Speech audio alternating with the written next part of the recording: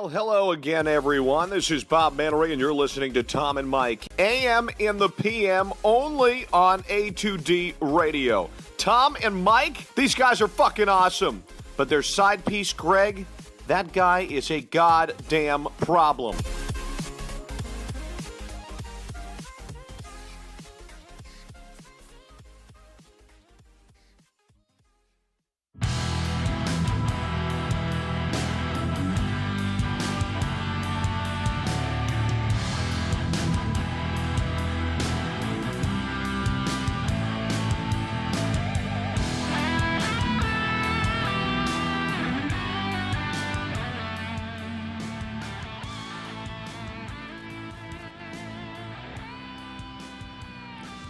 Let's go, Tom. Mike. AM. In the PM. A2D Radio. We're live from the BMW of Atlantic City Studios. BMW of Atlantic City. We're off exit 17 at the Parkway. Find them online. BMW of AtlanticCity.com. Every Wednesday night, we're brought to you by our certified public accountant. Make them yours. Gibson Mayer LLC. Find them on the web.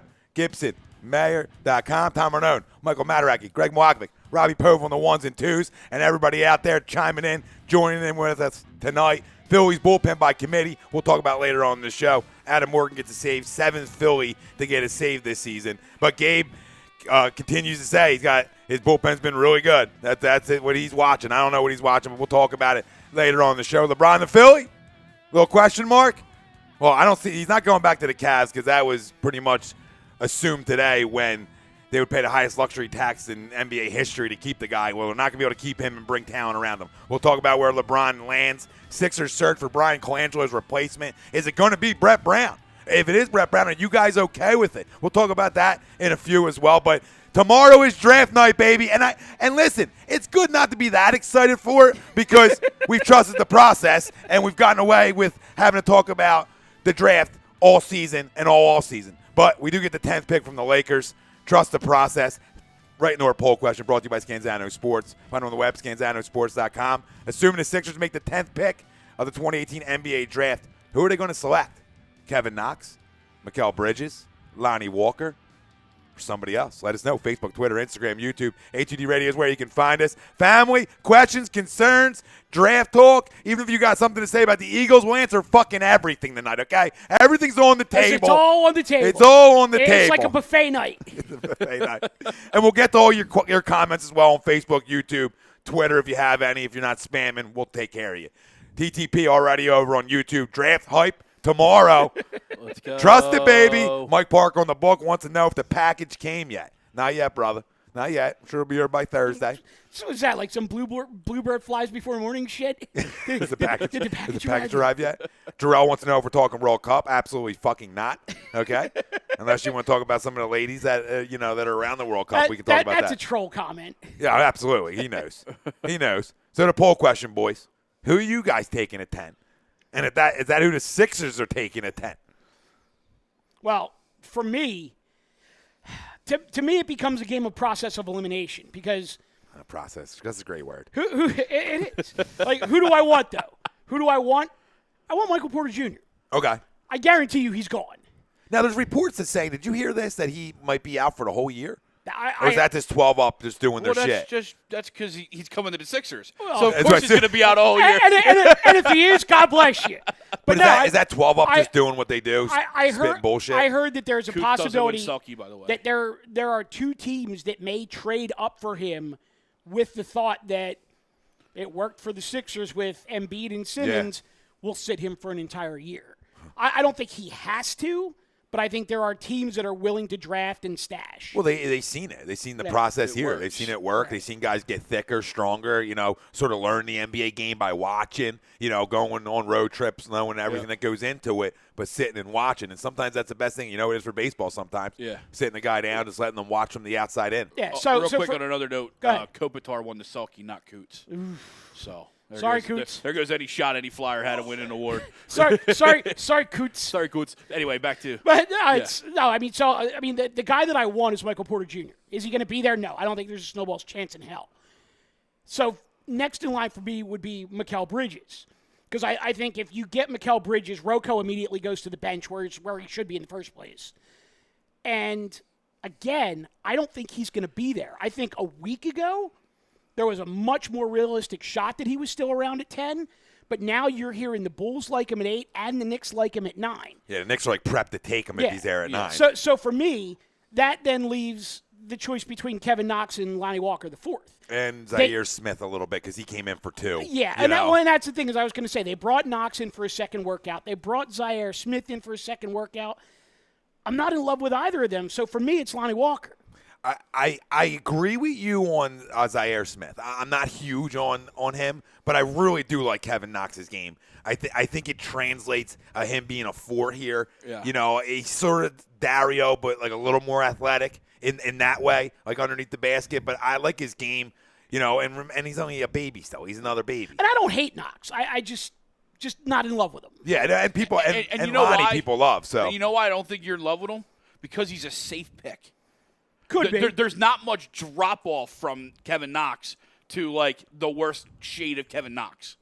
There's not a lot of upside because Kevin Knox is what he is. But I think to your point, he translates better in the NBA because he can get to a true position.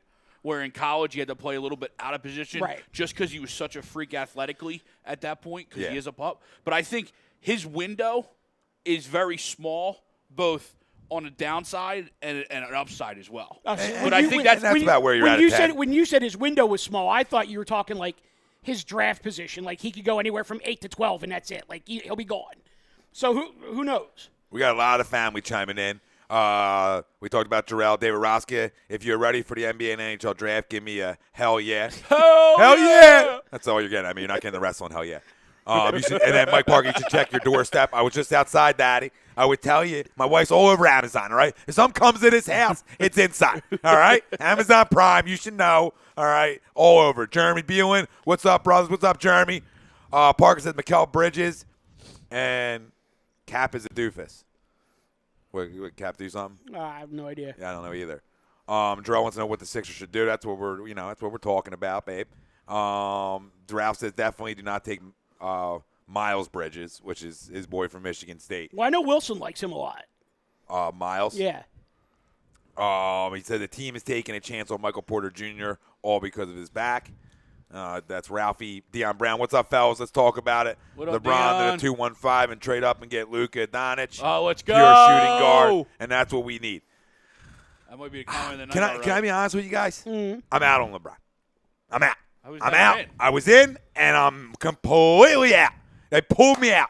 I'm back out. Flip-flop. I'm Nope. bringing I've had everybody. time to think I'm about it. bringing everybody. I've had time to process it, and I completely and 110% agree with Charles Barkley. You are not holding a fucking 52-win team hostage. You ain't doing it. We are not. We don't have 28 to 32-year-old vets on this team where our window is closing, and we have to sign this guy or we'll never fucking win. Okay? Newsflash, all our young talent is only going to get better. Let's do it Golden State's way. Hey, wait, Let's hold do it. on. Let's do it by the draft and the way we've done it. How is he holding them hostage, though? Because he won't fucking sign until the end of July. You know that.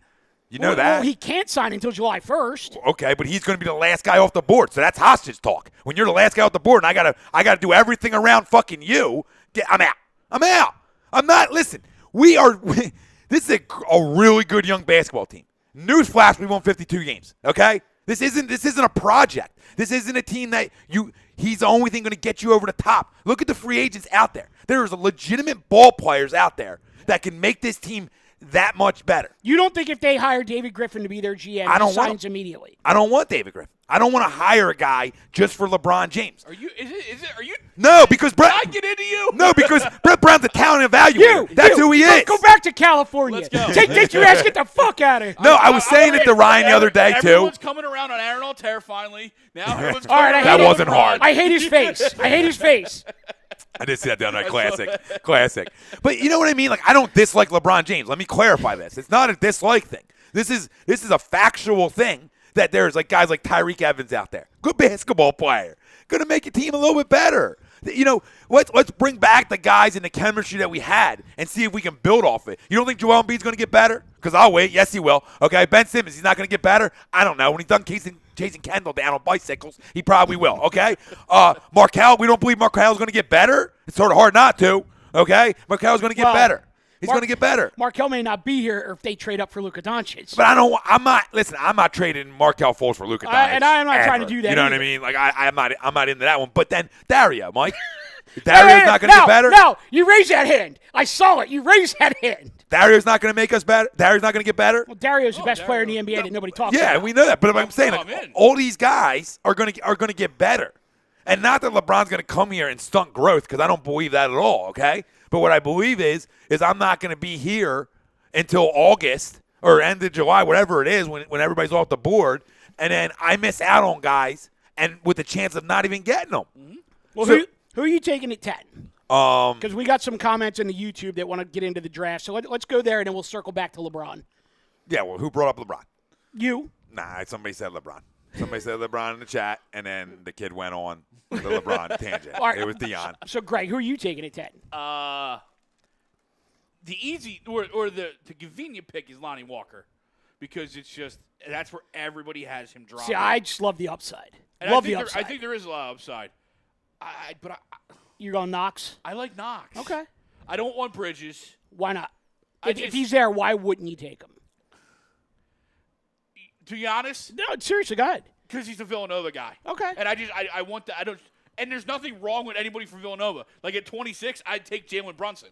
Okay. At 26, you know what I'm saying? But like, I just think we oversaturated the attributes of Mikal Bridges because he played so close to home. So you think that there's a proximity bias with 100%. Sixers fans and Mikal Bridges? Yes. Interesting.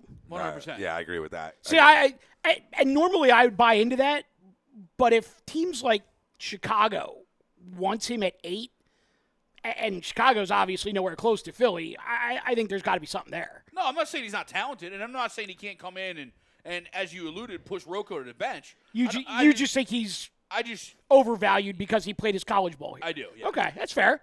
I got no issue with that. But there is something to be said about a 3 or 4 year starter, a guy who has two rings. 2 rings. You know what I mean? There ain't many of those guys like that anymore not coming out of college. So there is something to be said about being NBA ready right away. There is something to be said about that. I wouldn't hate it.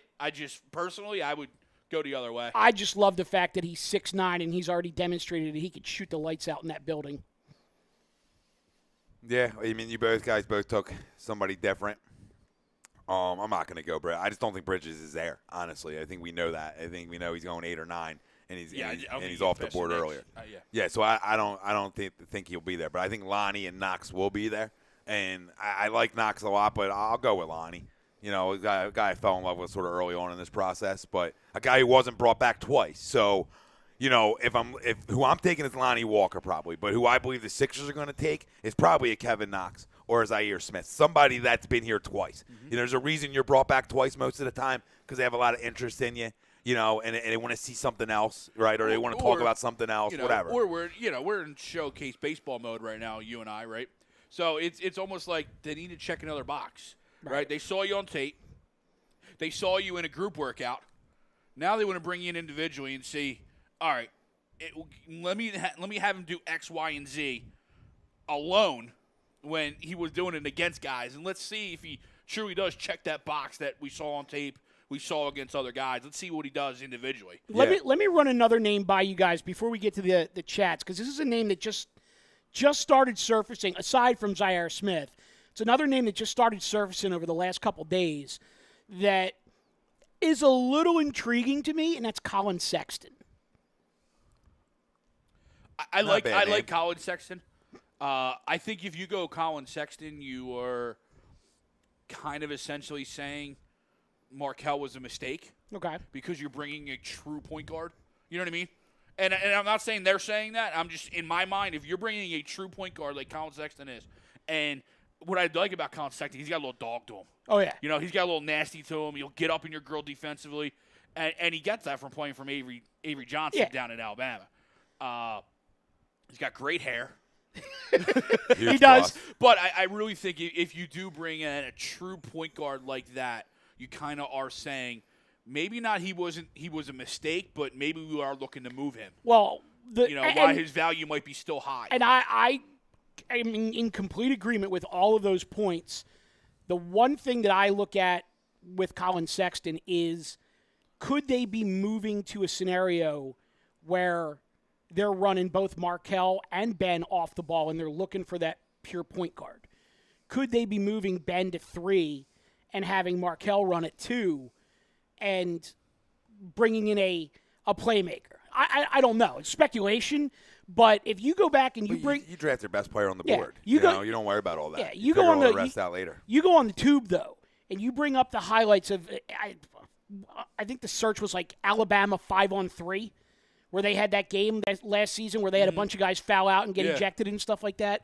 They finished the game basically 3-on-5, and Colin Sexton had like 44 points. Yeah, like he's just like you said, he's a dog. And he's double teamed, and he's basically like, F this. It's street ball now. I'm taking over. But that's the same thing like where they make the mistake in football, where they don't draft. They draft by need. The whole first round was need. I mean, Mr. Bill Belichick, who never drafts need, they all need, So, I mean, everybody's falling into that trap. So, for me, if he's the best player on the board at 10 and the guys that you had in aren't, or he ranks the highest, you worry about the rest later. I'm with you. You worry about playing, Markelle off the ball a little bit more. You worry about, okay, Ben will play some point, he'll play some 4 too. Like, and that's the stuff you can figure out down the road, but you can't figure out drafting talent down the road. You can't say, well, Bridges fit, like just hypothetically, like Bridges fits us better. No. That's what you do in free agency, because you know who guys are. Right. You don't know how guys are going to translate. So to me, it's like, okay, if whatever guy I have highest on my board, that's the guy.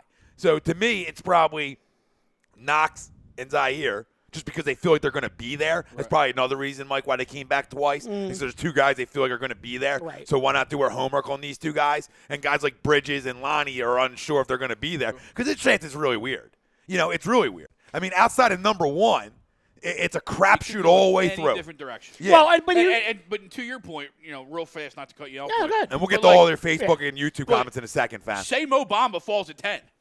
What? I'm taking Mo Bamba. What's funny, because that's I don't need another big. That's exactly. You ain't. But that's I'm not exactly. passing them up. No, that's exactly where I was going to go. We're just Robinson and Duncan. Let's go. That was exactly what I was just going to ask you guys. Like, if some weird shit happens, where somebody like a Mo Bamba or a Wendell Carter drops all the way to 10, like an ankle injury or like a torn ACL right before. But that's the thing is, like, who was the other guy you said? Mo Bamba or Wendell Carter. Oh, Wendell Carter. So, okay. and they're both pure 5s. I forgot about Wendell Carter. They're both pure 5s, so they're not going to start over JoJo. But if they're the best player there, are you taking it? Yeah, absolutely, because I can go 4-5 and just get bigger than you. I'll just be bigger and because I got no issue. Because with what does Brett do? He switches on every double. Yep. Every pick and roll, he's switching. Switch both everything. of them guys. Brett, switch everything Brown. And I can't stand it, and I love Brett, but I can't stand that part of it, like that lack of adjustment. But both of them guys are able to play that system. Mm-hmm. Both of them are athletic enough to say, okay, we can handle the switch. They both are. Yep. So you can do it. Now, are you going to do it for 40 minutes a game? Absolutely not, because then you get exposed at times. Yeah. But there's 20, 25 minutes a game where you can run with the 2 bigs and go to work. Now, is that something where Markelle's in a deal to move up to get Bamba? I don't know. I'm just not – listen, I understand the questions. I'm not in the business of trading Markelle Fultz right now. I'm just not. There's way too much upside there to give up right now, because right now you're going to get the least amount possible. Essentially. Yeah, not until he plays. Yeah, so why now? Like, why now? If I'm going to do it, or if that's in the cards, let him ball out. And then if I need to get rid of him, I can. But the guy has so much upside. Like, Nelson Aguilar, remember, never forget. Like, never forget, guys go through it. Some guys are different. Some guys come in and they can't, they don't get it right away, or there's a shoulder thing and there's a shot. But let's not forget, if he was in this trade, he's going 1 again. He's going 1 again. Because he's not a finished product, number one. Let's not act like he is. He is far from a finished product. He's won because it's guilty by association because there ain't nobody else to go on. This year? No, if he went back to Washington and came out after his sophomore year, he's gonna win. He's absolutely going to win again. Nah, not over a franchise 7-footer. See, you're overhyping the big man. You really are, and all you people out there are. You guys all are. You heard it here first. But you got to look heard it here first. You also got to look at what Phoenix needs. Phoenix doesn't need another Devin Booker. I don't give a. I know. You know what I mean? So no, that's the pick for Phoenix. I get it, but that's got bust written all over it for me. I just smell it. I fucking smell it. If he's that great, you ain't dominate the Pac-12. You ain't dominating that conference. Well, you had to keep it close to get the money. I know. But you know what I'm saying? Like, there's concerns with me with him. Like when JoJo was drafted, to a big man, the footwork was there. You know what I mean? The post moves were there. He is really a project. He's a project in the post. He's athletic as all, okay? He's a great rim defender, okay? He can do some things, but he's really a big-time project at the 5 at this level. And not that most guys aren't, but most number 1 picks aren't projects. He's got project a little bit in him, and that's fine because his sons can deal with that. The last one that pick has been a project. They're not supposed to be, Greg. They're not fucking supposed to be. But I love the Wendell Carter. Do you agree with me a little bit? Because you watch, because you're up all night and you never stop watching games. But I'm not gonna lie, I missed a couple of his games. I liked watching Arizona because I like Tier a lot. Right. I do, and I think that's a guy at 26. I think we got 26, right? Yeah, 26. Right. Yeah. That's a guy at 26 who could be there, and he's another guy 3 years. Right. Should have came out after his freshman year, didn't? Well, and it actually hurt him. But he's athletic as all. I'll tell you what, if we're going to 26, I'll stop the freaking world on his axis right now. What? I'm going Grayson Allen. People love that, Mike. I am People the love biggest Duke hater on the face of the earth. If Grayson Allen is on the board at 26, that's my guy. Again, all right, I'm getting to the fan before we translates. forget. But I think Wendell Carter, real fast. Wait, hold it. No, I'm going to say it. No, there's a lot of upside. Why are you going to fuck with that guy? There's a lot of upside to Wendell Carter's game because he played next to Marvin Bagley last Absolutely. year. Right. So there's a lot of stuff that Wendell Carter can do that we haven't seen yet because he was kind of stunted by playing the traditional 5 because Bagley next was to out Bagley. there. I got you. Brad Trucks, what up? What's up, fellas? What up, Brad? Brad? And he said Bridges will be gone. Yep. Jeremy said, thoughts on George, Leonard, and LeBron to the Lakers? I don't see it, man. Go for it. I don't give a crap. They can all go there. They really can. Lance Calbacher. I can't say Kalbacher. I can't say last names. Move up a spot or two. They have picks for days or drafted Nova Def later. Very doable. Brad says Knox could be a project. Can we trade up for Doncic's mom? Absolutely. Let's go. Drew Rogers, let's trade our 4 second-rounders and a double to move up for Porter Jr. You're such a problem. You're such a problem. Shut up. You're right. You'll be off the couch. Say that about my son again. All right? What else is new? He's fucking hot again, and everybody's quiet now. I mean, he'll go cold in two games. Welcome to baseball, Greg. Ralph Del Vecchio, LeBron, baby. Shut the fuck up, Ralph. No, you shut the fuck up. Brad. I want him. No, he's talking about the Lakers. He's a Laker fraud. F that. Shut the fuck up. Yeah, Ralph. they were back. I'm not there with LeBron coming here. I'm not like, shut the fuck up. Like, I'm not closing the door to him. I just think we'll be fine either way. It's cracked. It's not closed and bolted. Yeah, it's cracked. We leave a light on. Drew Rogers, I think we're like Motel 6. The exact same. I think Dario is what he is at this point, but Joel and Ben and Markel definitely get better next year. I don't disagree with you. I don't. I mean, I love Dario. His game is what it is, but he's such a worker, Drew. That's what makes me think he's only going to get better. Let's be real. He's over in Europe playing right now. No, yeah, and that's what he does. He's not chasing Kendall around. He's dogging right now. Chris Estrite, source said Jesus Christ. Source said, get the red carpet out for LeBron James. It's coming. My source hasn't been wrong yet. We're back. Everybody got sources. I like it. Ralphie D, shut up again, Ralph. We'll talk when it's Eagle season. Lucas Ward, what up, Lucas? He said Lonnie, and then Lance comes back and says, if Bridges went to Duke, it would be a different story if that's how you're thinking. He'd be top 5 to you, like him playing in Nova. And he's probably right. Yeah. And then Lance goes, this is why we trade up. We don't need all these picks. And if we're going the star route, we will run out of room for these picks and players on this roster. Just move up for Porter or anyone. Yeah, I mean, I got no problem moving up. But this isn't really the draft to move up in, but I would. But I told you 2 weeks ago I would trade all 6 picks in the draft to move up into the top 3, Ah. draft Porter, and then sit him for a year. I would trade all 6 to move up 3 fucking spots. Oh, yeah. Because I don't need them. They're all waste to Yeah. me. They're all waste. Let's be real. It's not the NFL. You know what I mean? Like, outside of, like, top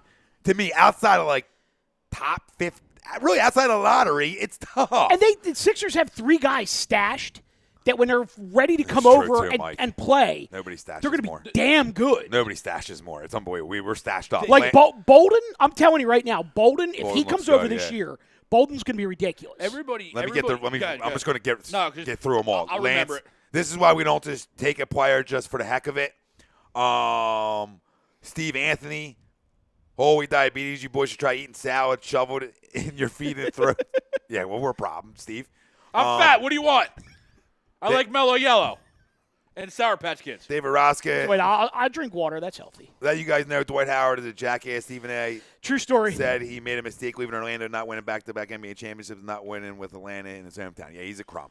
He's a crumb. That's why he's been everywhere. Chris D'Amico, no way is he a one this year or last year total and complete loser. I don't know who he's talking about. Fultz. That's a problem. I don't know where the complete loser comes in. Like we've not learned nothing around here. Like, dude, give guys a chance to grow. They're fucking 19. They're 19. All right, Some look. guys come in and boom. Other guys take time. Let me break this down for Chris and the people the way I've been doing for the last month and a half. People that know a whole shitload more about basketball than any of you and any of us sitting here on the couch had him as the consensus number 1 pick in the draft last year. If you don't know what consensus means, go find a fucking Webster's dictionary and look it up. If a guy is the consensus number 1... Should we read it off? No, don't even bother. Can't read. But if a guy is a consensus number 1 pick in the draft, he's not a bum. He's not a loser. He's not a scrub. He's not a bust. You dudes were on your knees in Summer League. Would you stop it? Would you stop people, it? People were staying up until 2 o'clock in the morning to watch goddamn Vegas Summer League games and had Twitter blowing up with guys spanking their freaking monkey to Markelle dropping 27. I mean, guys were on Pornhub Googling Markelle Fultz. I mean, let's be real about this, okay? I mean, Chris, I love you, but grow up right now. You cannot call a 19-year-old kid who played 14 games because of an injury, regardless if it real or wasn't, okay? You can't call it a loser. Now, talk to me after the first 20 this year. Talk to me after the first 20, because I'm going to promise you something. I'm going to write it down for you. He's going to be electric, and he's going to shove it up asses. That's just how it's going to work. Because I love it when most of the fan base pushes the guy out or doesn't believe him anymore. Like, we got dudes in groups, okay? And Joey, control your group, okay? Control it. Because you got dudes talking about trading this guy to move up 4 or 5 spots. Are you guys okay? It's not over with him yet. What are you talking about? 14 For what games. in this draft? 14 games. Listen, you can tell me I get DeAndre Ayton. I ain't trading him. I'm not trading him. But why should you? He would be the consensus number 1 again this year. I love it. I just like to get Right. jazzed. But clearly he was the number 1 pick because he was the number 1 pick last year. I don't even know the point of that comment. How, Chris, you're saying he has no harder drive. Now you're listen, you're bunking with him? I don't understand. You're on road trips? You're in the guy's head? How can you make that assumption and that comment off of no backing? And I'm not I'm not on my knees for Fultz by any stretch. But I just let kids grow, man. You know what I mean? I let kids try to develop before I crush. Because nobody around here is going to crush more, if necessary, than me, okay? But I allow the process to happen before I hammer. Because I will hammer if that's the case. And I'll take Brian Colangelo to the goddamn woodshed if that's the case. I don't believe it's the case here, guys, okay? I really don't, boys. And I want to segue, and I want you to read off the YouTube, and then I want to segue that right into the GM search, and we continue to talk draft as well, because I want to continue to talk draft, but we'll just segue into a little who's the next GM, is it Brett, and all that stuff in a minute. Go ahead, bro. All right, so TTP Ballin says draft hype tomorrow. We all know the pick at 10, but since I'm almost guaranteeing he'll be gone by 9, Knox at 10 or trade the pick. It's our time, Philly. What's up, fellas? Thanks for these great shows. Pootie Tang says, yo, guys. What up, Pooh? TTP says, Love Pooh. I don't want Luka Doncic on this team. Interesting. Agreed. Why? Agreed. Yeah. Why all the hate now? He's not athletic enough I'd be for this level. Interested to read why. Not. Our time Philly says, with you, Tom, on this, love our team, and there's a ton of free agents that make this team better. I think he was talking about not wanting LeBron. Yeah, I think that was earlier. Pootie Tang says if they trade up to 5, who would you guys want? I really like MPJ. Yeah, that's my guy. If Porter's there, I want him. At 5, it's Porter, Carter, or with Josh Jackson, the freshman from Michigan State. Yeah. TTP Baldwin makes a great point here. He says, people think I'm crazy for wanting another injured guy, but listen, in high school, his style resembled KD. He was a consensus number 1 before the injury. There's that word, consensus.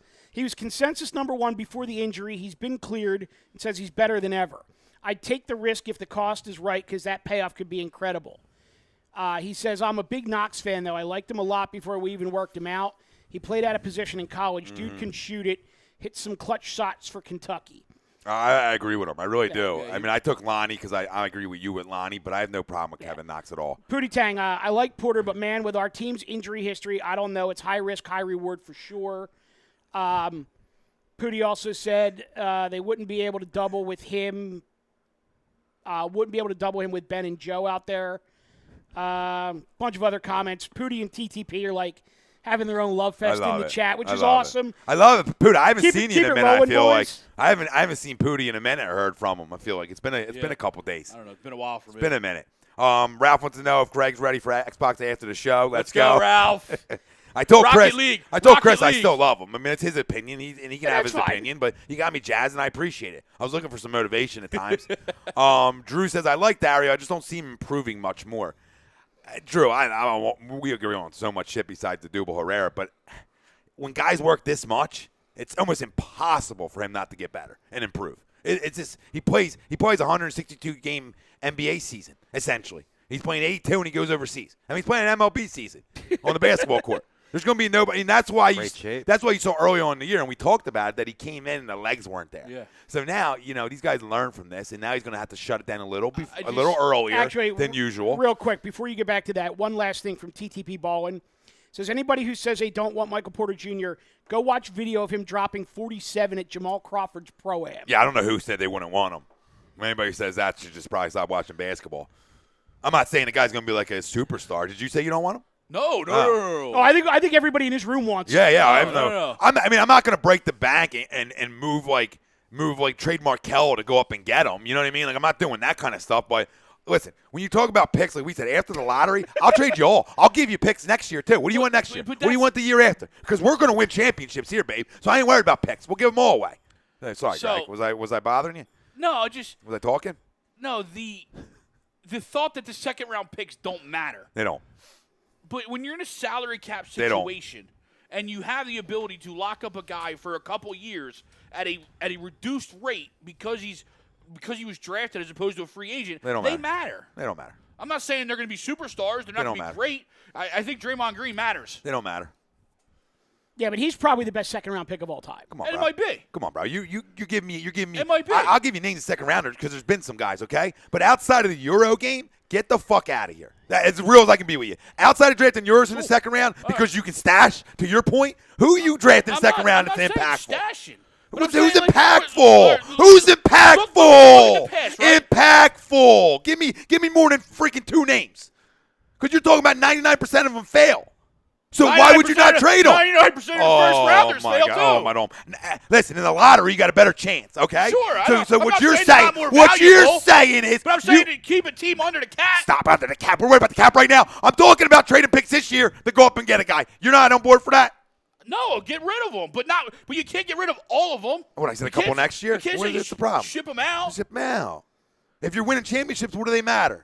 To keep you under the cap so you can keep winning championships. Keep what under the cap? What second rounders are that worthy that you're holding on to? They're just roster fillers. Oh, my God, roster fillers. Well, we don't have enough roster fills on this roster. We don't have enough roster fills on the end of this bench. Everybody. We don't have enough roster fills on the end of this bench. We don't have guys playing overseas that are ready to come over. I don't know how much more stats you guys want to do. I know, Sammy. I know. Listen. I know it's tough for you because your homeboy's a stasher. And he's my guy, too. There's nothing to do but with I know you love to Wait, I'll tell you what, though. I don't expect him to make all 6 picks. I'm with you on that one. I'll go right now with massive proximity bias and tell you right now at 36 and 38, upset. I'll take Jalen Brunson and Omari Spellman and be happy about it. Because I guarantee they both make that team. Yeah, listen, I'm not saying. Or Omari Spellman's probably going to get drafted in the first round. like I'm not saying to your point that there's not guys you can get in the second round. I'm just saying for this season, I like to move up if you're targeting all these ribbons. If I'm gonna I got all these ribbons. What are you If talking? I'm gonna watch the damn show, I would have watched me pick. I know you want to get more. I know you're a junkie. You don't want that. You don't want your night to end after 5. After 3. I know. Oh, no, you. so And no, Luka no. Doncic. This Hell is the no. guy. You know there's an ulterior motive there. This is the guy who wants I am 42 picks. 100% opposite. I will give you all 6 picks, trade up to 3, make my selection, and go to the bar. Get out. Go to the bar. I'm out. But real quick, you love guys, it. you guys don't think Luka is super athletic? Oh, I would take him. But I don't know. I don't know but that I'm. Dario is. No, I'm not saying that at all. I'm not saying that at all. I put it this way: if by some weird stretch of the imagination Luka's available at 10, Oh, he's I'm not picking going him, to and it's a no-brainer. Yeah. He's not going to be. But I'm I saying, know like, he's not. So say you trade him to 5 and he's there. You're not drafting him? I don't think you trade up that high unless Not you're for him. specifically going for a Just particular still guy. because of the athleticism? I don't think he's athletic enough from what But I've Dario watched. is? It's different, man. But You're talking about a big guy. But they're the same size. They're 6'10". Yeah, but the They're one both guy, the same size. the one guy's a pick and roll guy. He lives off the pick and roll. I just don't listen. I'm not. I mean, the dude can flat out shoot. I understand he can shoot. Okay, it's a different game. I don't know. I'm just not in love with the athleticism to draft him top 3. That's all I'm saying. I'm not saying the guy's not a top 5 talent. I'm not going there because none of us know enough about him. Okay, but what I'm saying is, from the little I watched him, that was the first thing that stuck out. Like, is this guy athletic enough to play at this level? Not can he shoot it? He absolutely can. All right, is so he athletic enough to go top 3? Let me ask you a question then. Let's just say, for whatever reason, it gets to 6, and Luka and Michael Porter Jr. are both still there. You decide you're going to just That's a good one. It's a good one coming. you're going to package a whole bunch of picks and you're moving up and you're taking one of them. Who are you taking? Good one. Good one. So we It's got a really Porter. good one. It's a really good And one. that's what I'm saying. We got Doncic's mom too. I mean, it really is a seller. But this I is haven't seen Porter's mom. But Let's this is go. what I'm Hold on. saying is that you don't trade up to 5 or 6 and hope one of those guys is still there. You don't make that move until you see, like, okay, Yeah. Doncic dropped or Porter dropped, or I think I could get to this spot without giving up the farm, and that's the guy that I'm going to take. So if they're both still there at 6 and you're moving up, who you taking? If they're both still there at 6, that means Wendell Carter went early. Jaron Jackson from Michigan State went early. Which is still a Which possibility. is absolutely a possibility. But here's the thing. Because you'll go Ayton, Ayton, you'll Bamba. go Bagley. Ayton, Bagley, Bamba, Bamba, Jackson, Carter, Carter. and Jackson. So there's your 5. there is a very realistic possibility that they could both drop and be there at 6. Come on, Larry. Come on, Larry. Come on, Larry. We got to wake you up, Larry. I got to wake this guy, Larry Savage, up. Trade all your picks for Kawhi. First off, Kawhi said he's going to go play in L.A. Clear as day. So I'm going to trade the farm up for a rental. Okay. And he says, trade the farm for Kawhi. Do the right thing. I don't know. Yeah, that's all. Is Larry Savage Rob Adelsberger in disguise? I don't know. I'm confused. We're trading everything for a rental. Okay, there's no way. No. You wake up. Okay? You're going to tell me there's no way the Spurs trade Kawhi to the Lakers. Listen, this is what we're here for, okay? We're here for the fucking people who can't read or comprehend things on their own, okay? And I love people, okay? And I'm a little fired up tonight. We think for the people that can't think for themselves. Larry, he's a free agent after the year. Larry, let me say it again to you. He's a free agent after the season. He's not going to come and sign. It's not going to be a trade and sign. He's made that clear, okay? So now you're willing to give up a farm for a guy who's made it clear he doesn't even want to play here. I can't. Your point, sir? Sorry. I found my answer to your question. Go right ahead. As much as I am in love with Luka Doncic's mom, Okay. I might be just swayed to Michael Porter's mom. It has nothing to do with looks because she is not a looker. However, She a great talker? Lisa can we Porter, get her on known the as show? Leaker Becker, averaged 58.7 points per game as a high school senior at Jefferson High in Cedar Rapids. In what year? This is a while ago. Because I'm trying to find out, was she like 16 when she had him? Is that blood? Assistant Asher is said that she blood? averaged Is that blood nearly still 60 flowing? points per game. By comparison, Porter Jr. averaged 36.2 during his state championship year. I'm in on the bloodlines. Larry goes, did Kawhi personally tell you that, or the NBA sources tell you that? No. How about who's smarter, Larry? You or Wojo? Who's smarter, you or Pop? because it came out clear as day that they had a meeting, Greg Popovich and Kawhi Leonard, and Kawhi said he doesn't want to be a Spur anymore. That's simple, okay? This has been going on for 2 months, Larry. Where you been? Where you been, babe? This isn't just started. It's been going on. I mean, source. I don't play that game. Sources are social media, babe. That's the source. I'm going to sit back and relax on this one. You can go on Twitter and you can get sources all day. It's who you want to believe and who you trust, okay? And I will trust Wojo with my life when it comes to reporting info. He's not in the business of making up stories. He's not in the business of lying. There's a reason why he's the biggest name in NBA reporting, okay? Fucking factual. Damn it.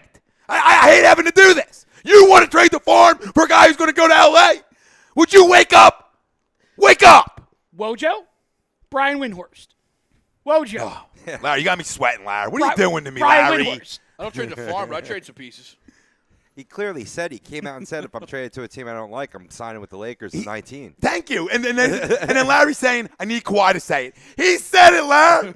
You think he's going to come out and do a presser over it? Come on, babe. He ain't going to do a press conference over him not wanting to stay there. What do you think is going on right now? I can't. I love everybody, and I hate people at the same time. Tom and Mike, AM in the PM. Starring Larry Savage. Real quick. I'm cursing too much tonight, too. I was trying to be good Tom tonight, and I got a lot of F's flying out. I don't care.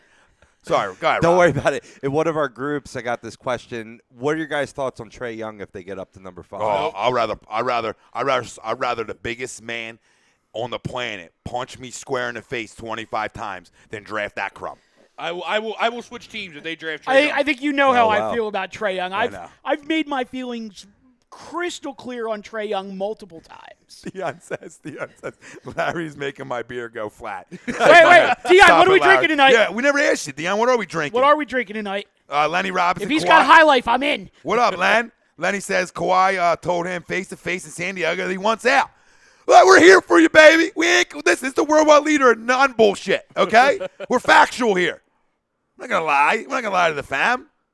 We'll find out. 0% Kawhi will be on the Lakers. When, La? When do you want to place this bet with me? Oh, I love it. I'll just start cleaning up now. I'll start cleaning up. It's legal now. We can do it on air. Okay, Larry. That trip to the DR is going to be paid for. Yeah, I will bet you $200 or more $1 US that Kawhi Leonard is a Laker in, what would that be, 2019?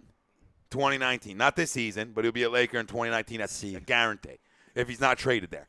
I don't think he'll be traded there, but I believe he will be a Laker. And listen, you think the Spurs can just continue to hold on? They're going to have to move him. They can say they don't want to trade him to the Lakers, but if that's the best offer they're going to get for him, they got to do what's best for their franchise. And you think Pop's an idiot?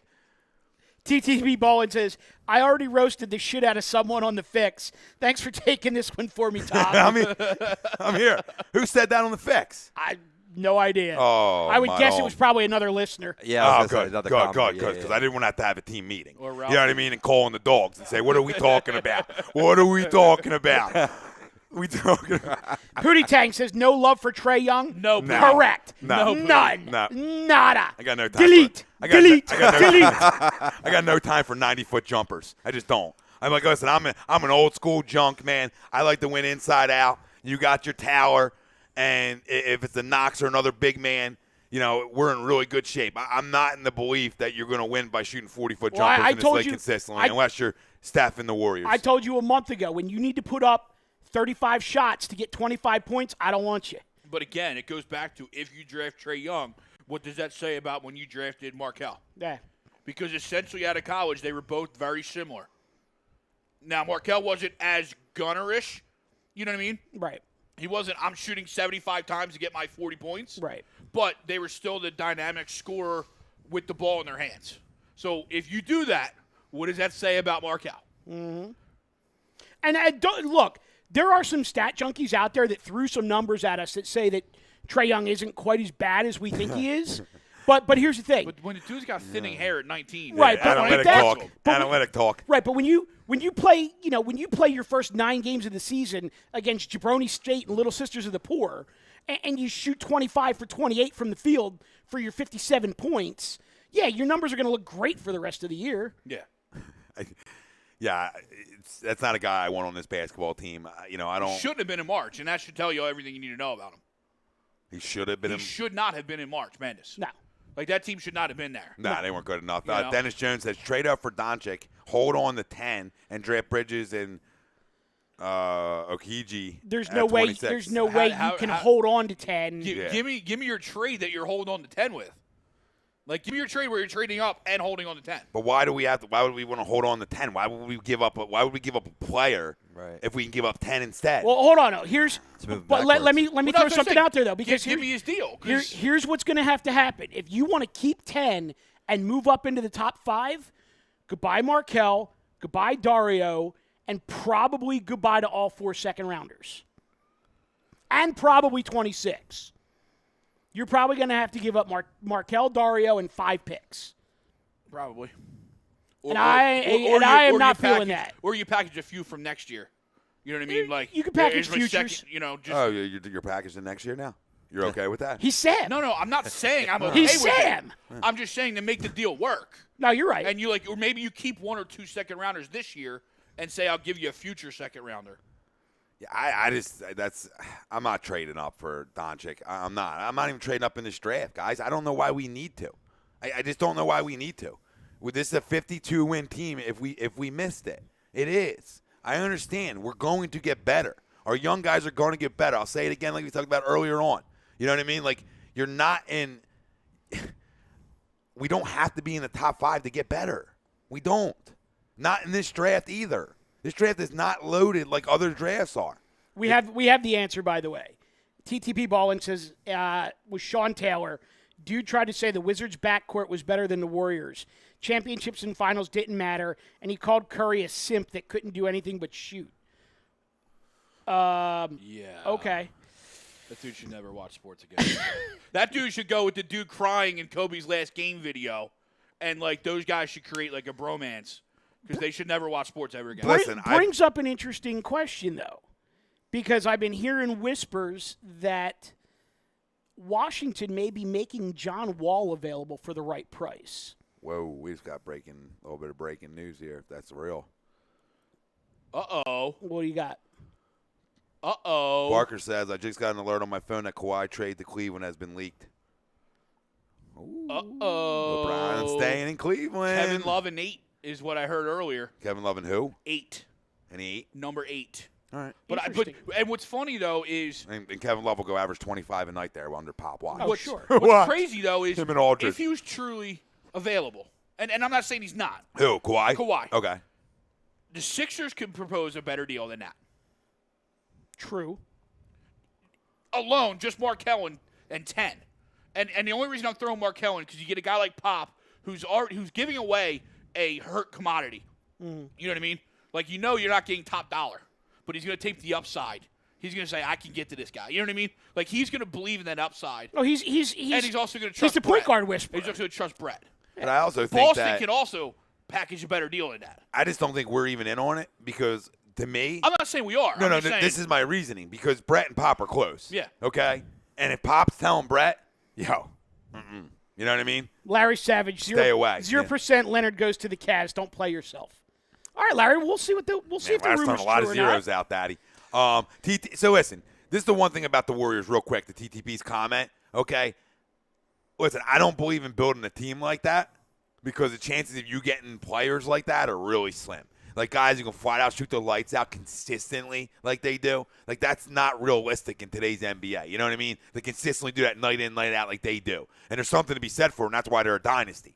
Okay, and that's why Steph Curry is obviously a first ballot Hall of Famer when it's all said and done, and one of the top 5 players in this league. Okay, and you can do it just because of rings alone. He deserves that acknowledgement of being there. Okay, does he do everything that you want guys to do? No, but when you can score at will, there's something to be said about that. All right, so before the breaking news, the question that I had for you guys was, would you do Markelle and 10 to the Wizards for John Wall? Yeah, nah. I'm good on Wall. I like Wall, but I just feel like, he's another guy. He's just a dog to me. He's always banged up in some fashion. I like him. That's I love fair. his game, but he's just never on the court enough. Greg? but I completely don't like him. I just don't think he's a good teammate. They've had talent down there in Washington and have never won. You know what I mean? I wasn't too high Maybe because we missed out on John Wall and we got Evan Turner instead. Maybe I've threw shade at John Wall. There's the shade whole going time. that way. You know what I mean? But Right. I don't do it now. All right, let me flip the script. Markelle and 10 for Avery Bradley. I don't think. No. Avery Bradley's a free agent. You mean Bradley Beal? Or I'm sorry, Bradley Beal. Oh, okay. Done. Yeah. Done. Yeah, we're big fans of Bradley Beal, and he's young still too. So yeah, I'm good. I'm in on that one too. Yeah. I'm in on that one Because there's Washington. Basically, what's come out is Washington has made the determination that those two cannot play together, and I think Washington's smart in the sense that they want to keep Bradley Beal. So Wall is now suddenly available. Mm-hmm. Don't be surprised if you see a draft night trade involving John Wall. I wouldn't be surprised at all. And I think it's time for them to move on from him, and because I think Bradley Beal could be their centerpiece that they decide, we're going to build around this guy instead. And that's part of my hesitation on taking that is exactly that. How can two great players not play the same position and still not get along? Right. You know what I mean? Larry, I never said that the Spurs were going to trade him to the Lakers.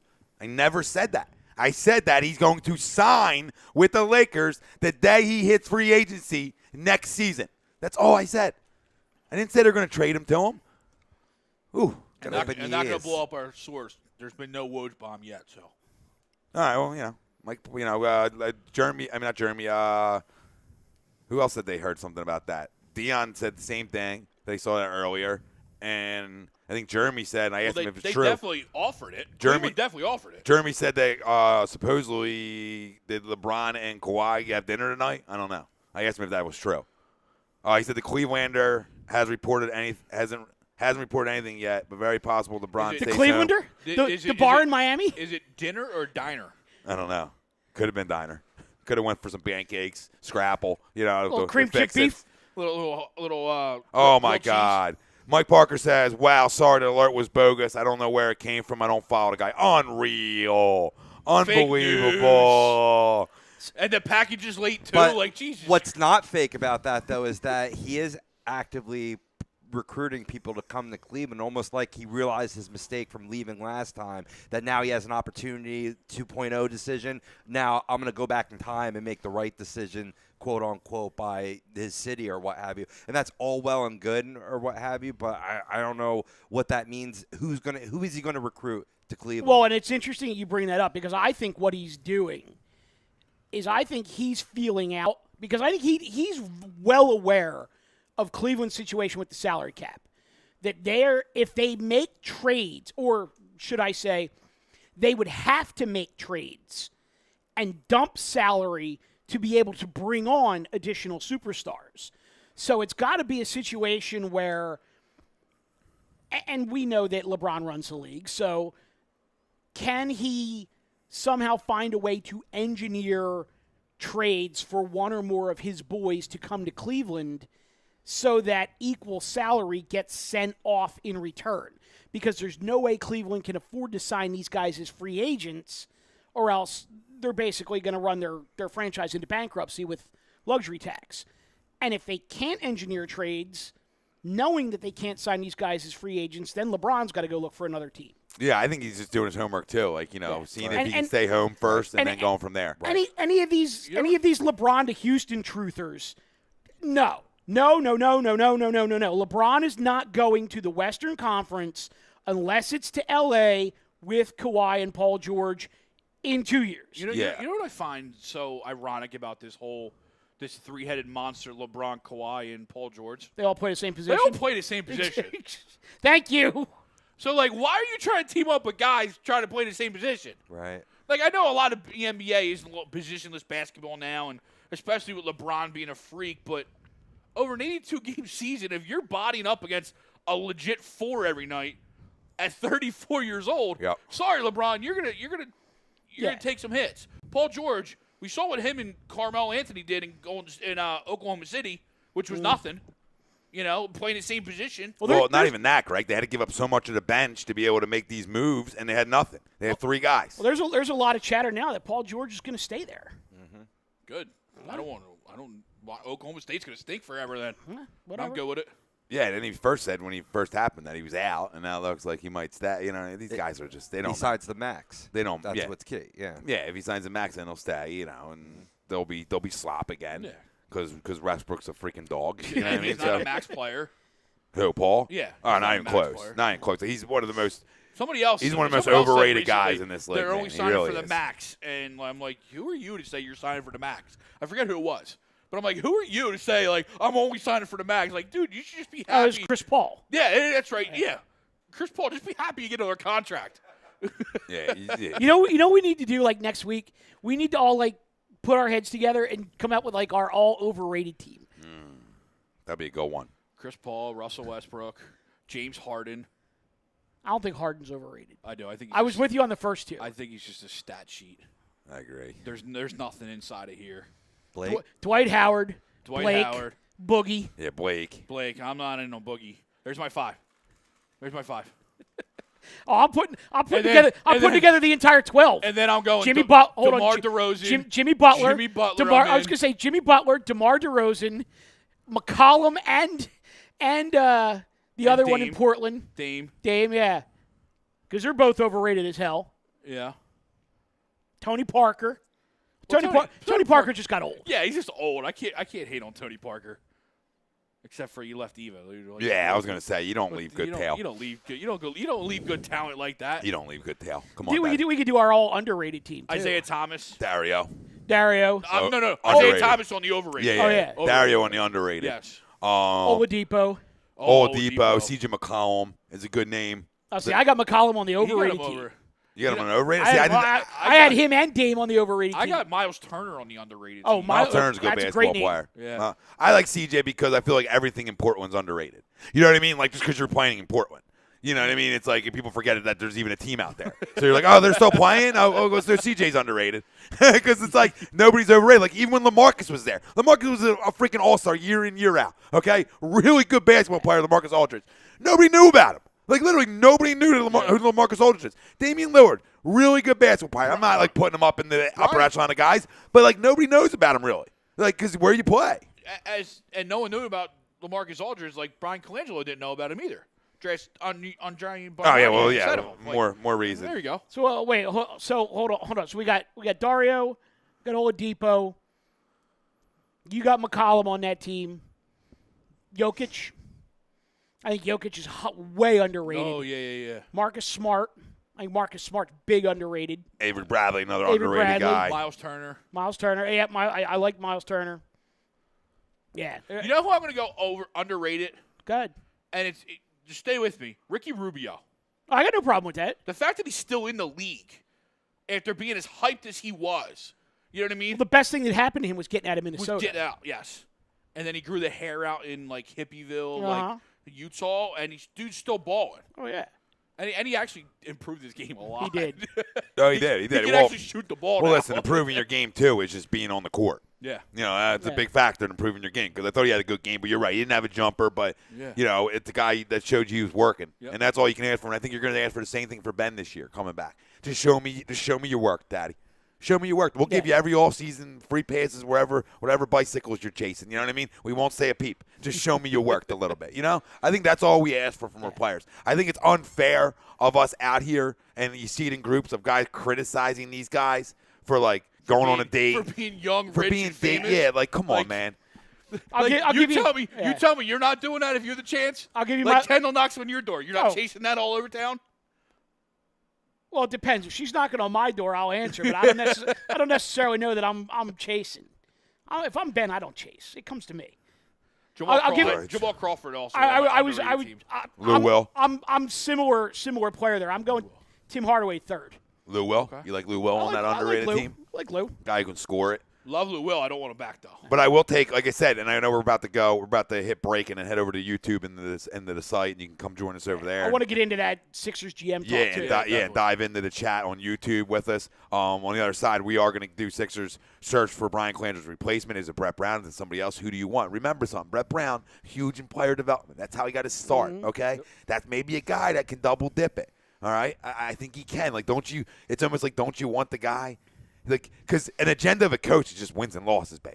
You know what I mean? Agenda of a coach is wins and losses. Wouldn't you want that guy to be your GM too? Just think about that. How Because he cra- has one goal. That's cra- wins. How crazy would it be, though, for a guy with a career record, 100 games under 500, becomes the next fucking Phil Jackson? And regardless of how many He's how many Phil and Pat Riley. 50-win seasons he has, might never get to 500 in his career Because the sloppy. because of the process. He had us for playing early on. Right, I mean, hey, it was ugly. Thanks, We Brian. were second-round picks.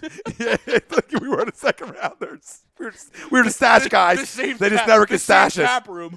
They never could stash us. My God. We'll talk LeBron to Philly. I know we've said a lot about it, but we'll talk maybe where he lands, and I'll dive into more on why I'm good with just passing on him at this point. Philly's bullpen by committee. We'll touch on too. All that on the other side. Questions, comments, concerns. Head over to the YouTube, fam. Search A2D Radio. You know where to find us. Hit subscribe. You'll get all our alerts, the whole 9. Also, make sure, listen, if you're following A2D Radio on Facebook, follow the Real Talk group, okay? The link's right on the page, A2D Real Talk, and that's where we all chat it up, all right? A lot of heat goes on in there, a lot of fire. Big-time fam, though. All right, big-time fam in there. Some thirsty bitches in there, too. There's some thirsty bitches. We're not here to point fingers, Zeke, but we'll see. And our favorite Canadian. Our favorite A. Canadian. Hey, How you doing, eh? hey. Tom, Mike, AM, in the PM. A2D Radio. Catch us on the other side on YouTube. This segment was brought to you by Gibson Mayer, LLC, our certified public accountant. Make 'em them yours. yours. Find them on the web, gibsonmayer.com. See you in a minute. Diabetes talk. Maybe 5.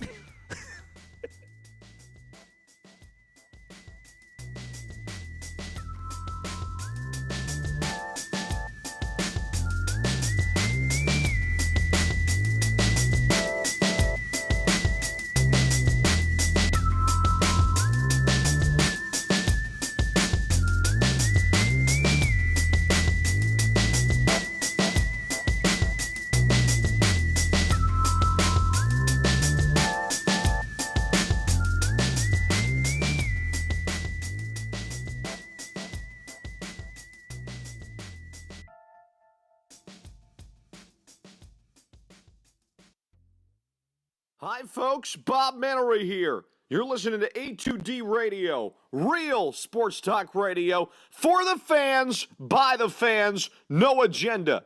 These guys are the best in the business. Hashtag it. No notes.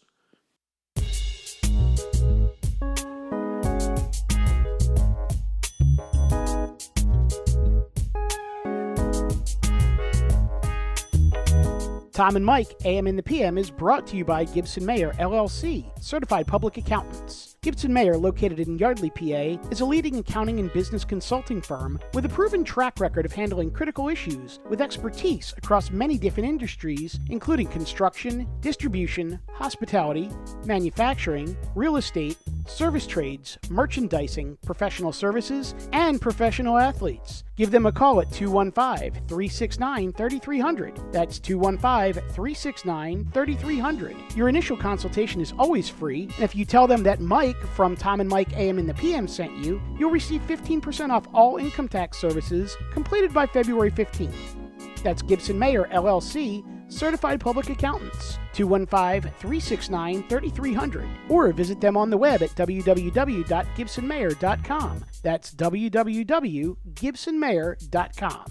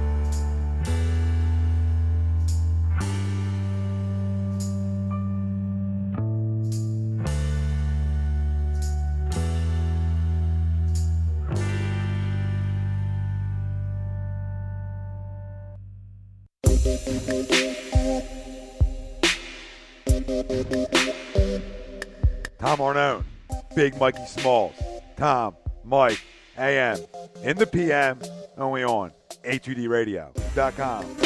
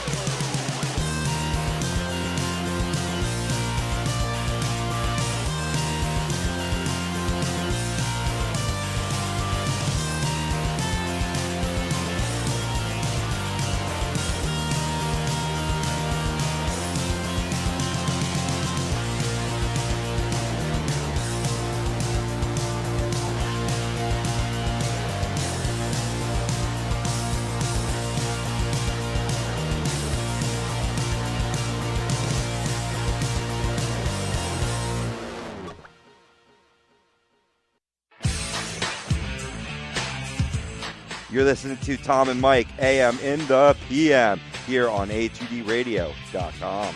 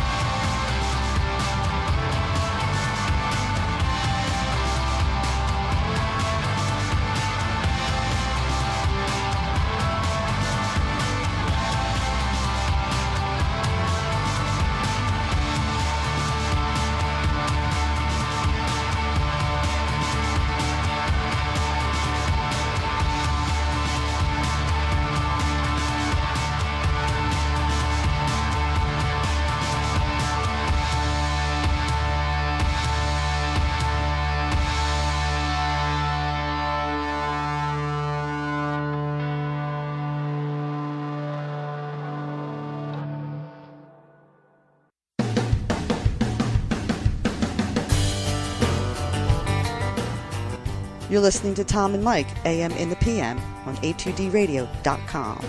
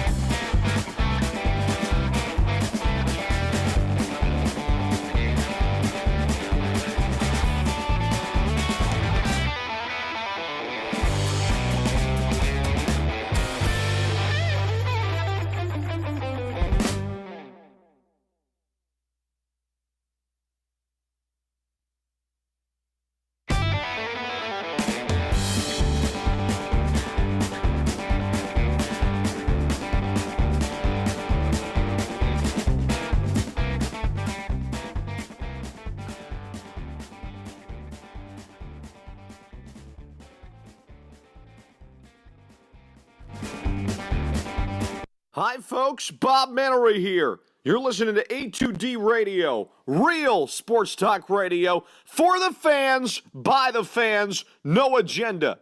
These guys are the best in the business. Hashtag it. No notes.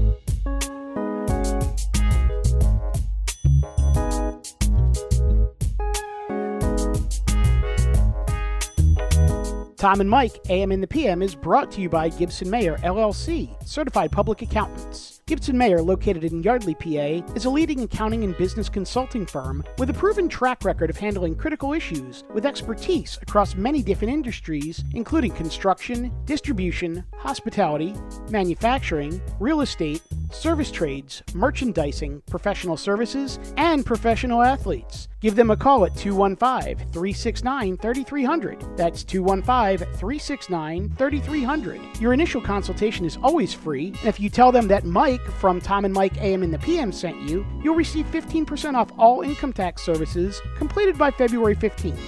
That's Gibson Mayer, LLC, certified public accountants. 215-369-3300. Or visit them on the web at www.gibsonmayer.com. That's www.gibsonmayer.com.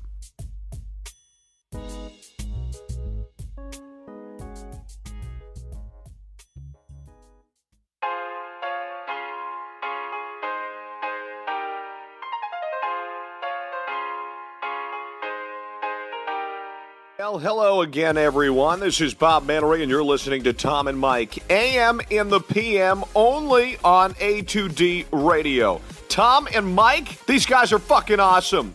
But their side piece, Greg, that guy is a goddamn problem.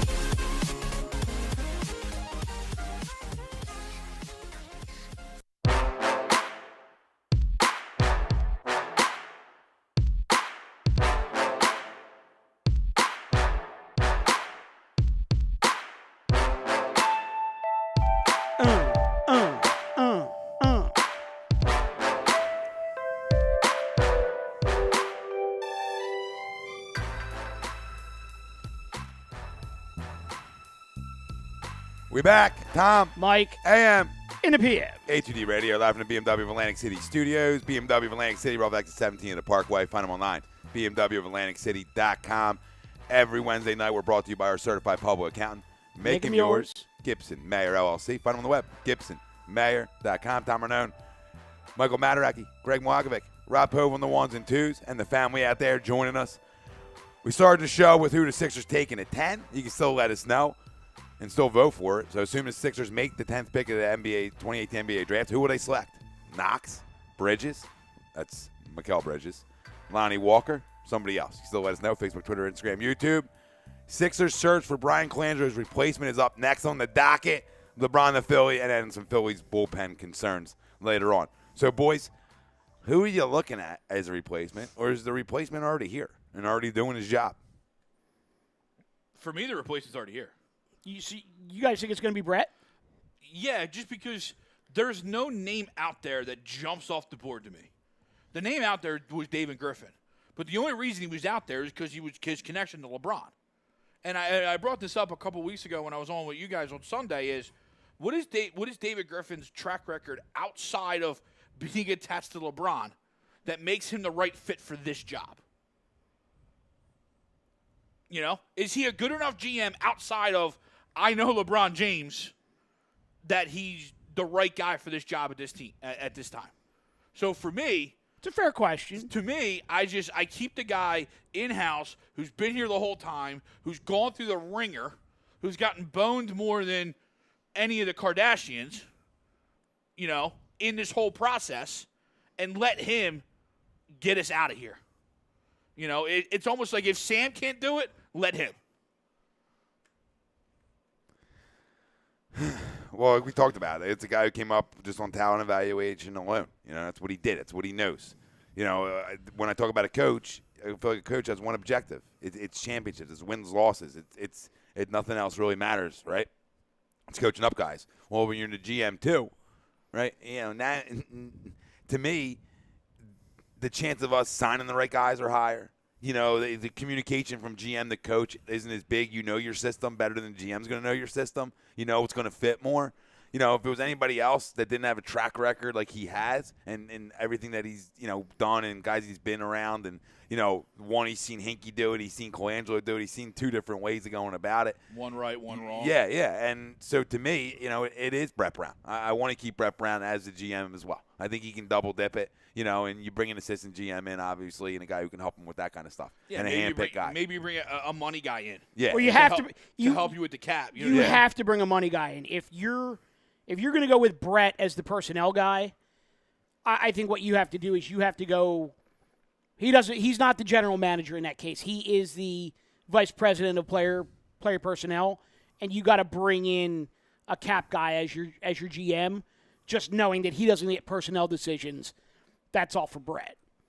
I mean, there's some names out there. I mean, obviously David Griffin, widely seen as a top candidate on the market, likely front runner, general manager of Cleveland from 2014 to 2017, cleared cap space to bring LeBron home, pulled off the Kevin Love trade, put enough talent around LeBron to break Cleveland's half-century championship drought.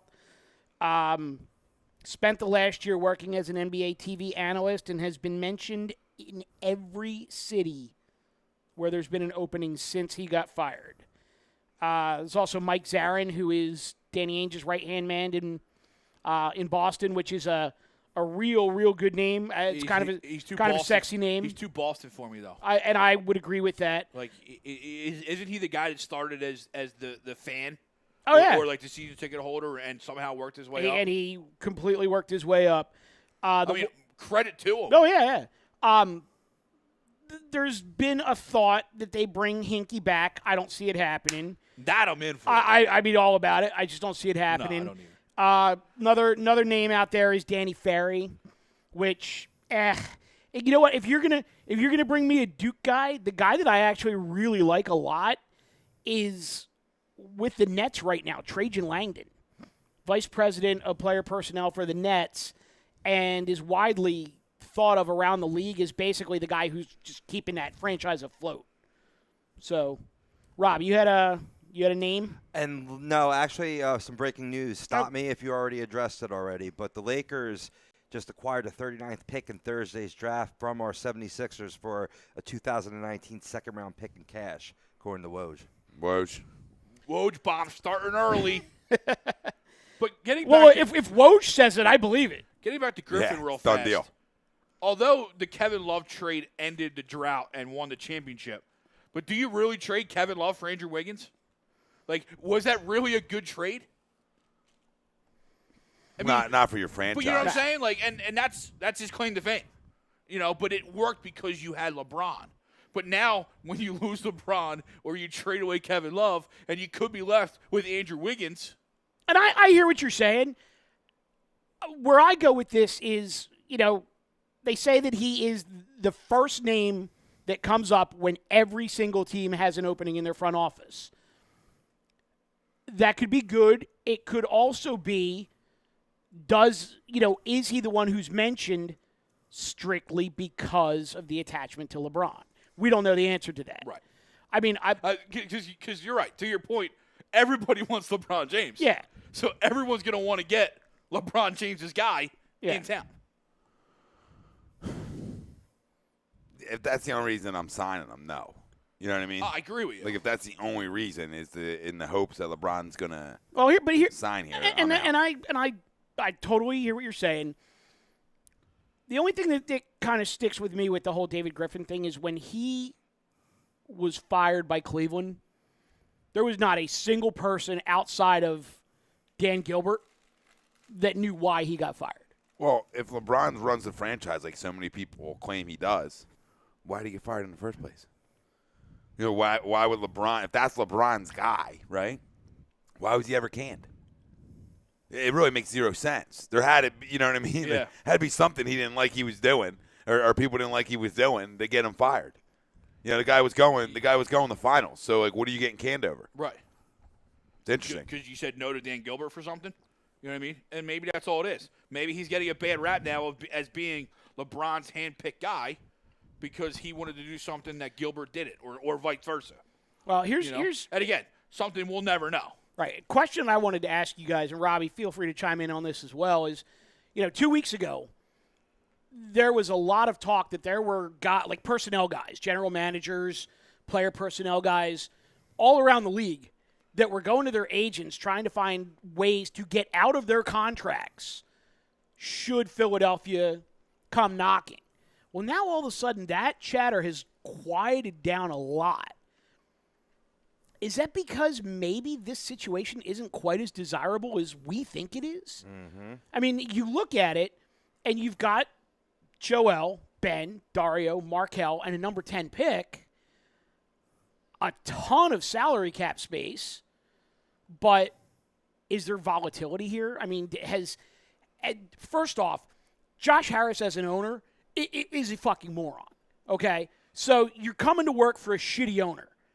Does coming to work with this team and this talent and this potential outweigh coming to work for a shitty owner, number one?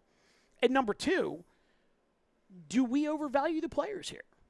Are there personnel guys that maybe don't like Markelle or don't like Ben as a point guard or think that Dario may have hit his ceiling already? I don't know. I mean, I don't know the answer to either, but I think they're valid questions to ask.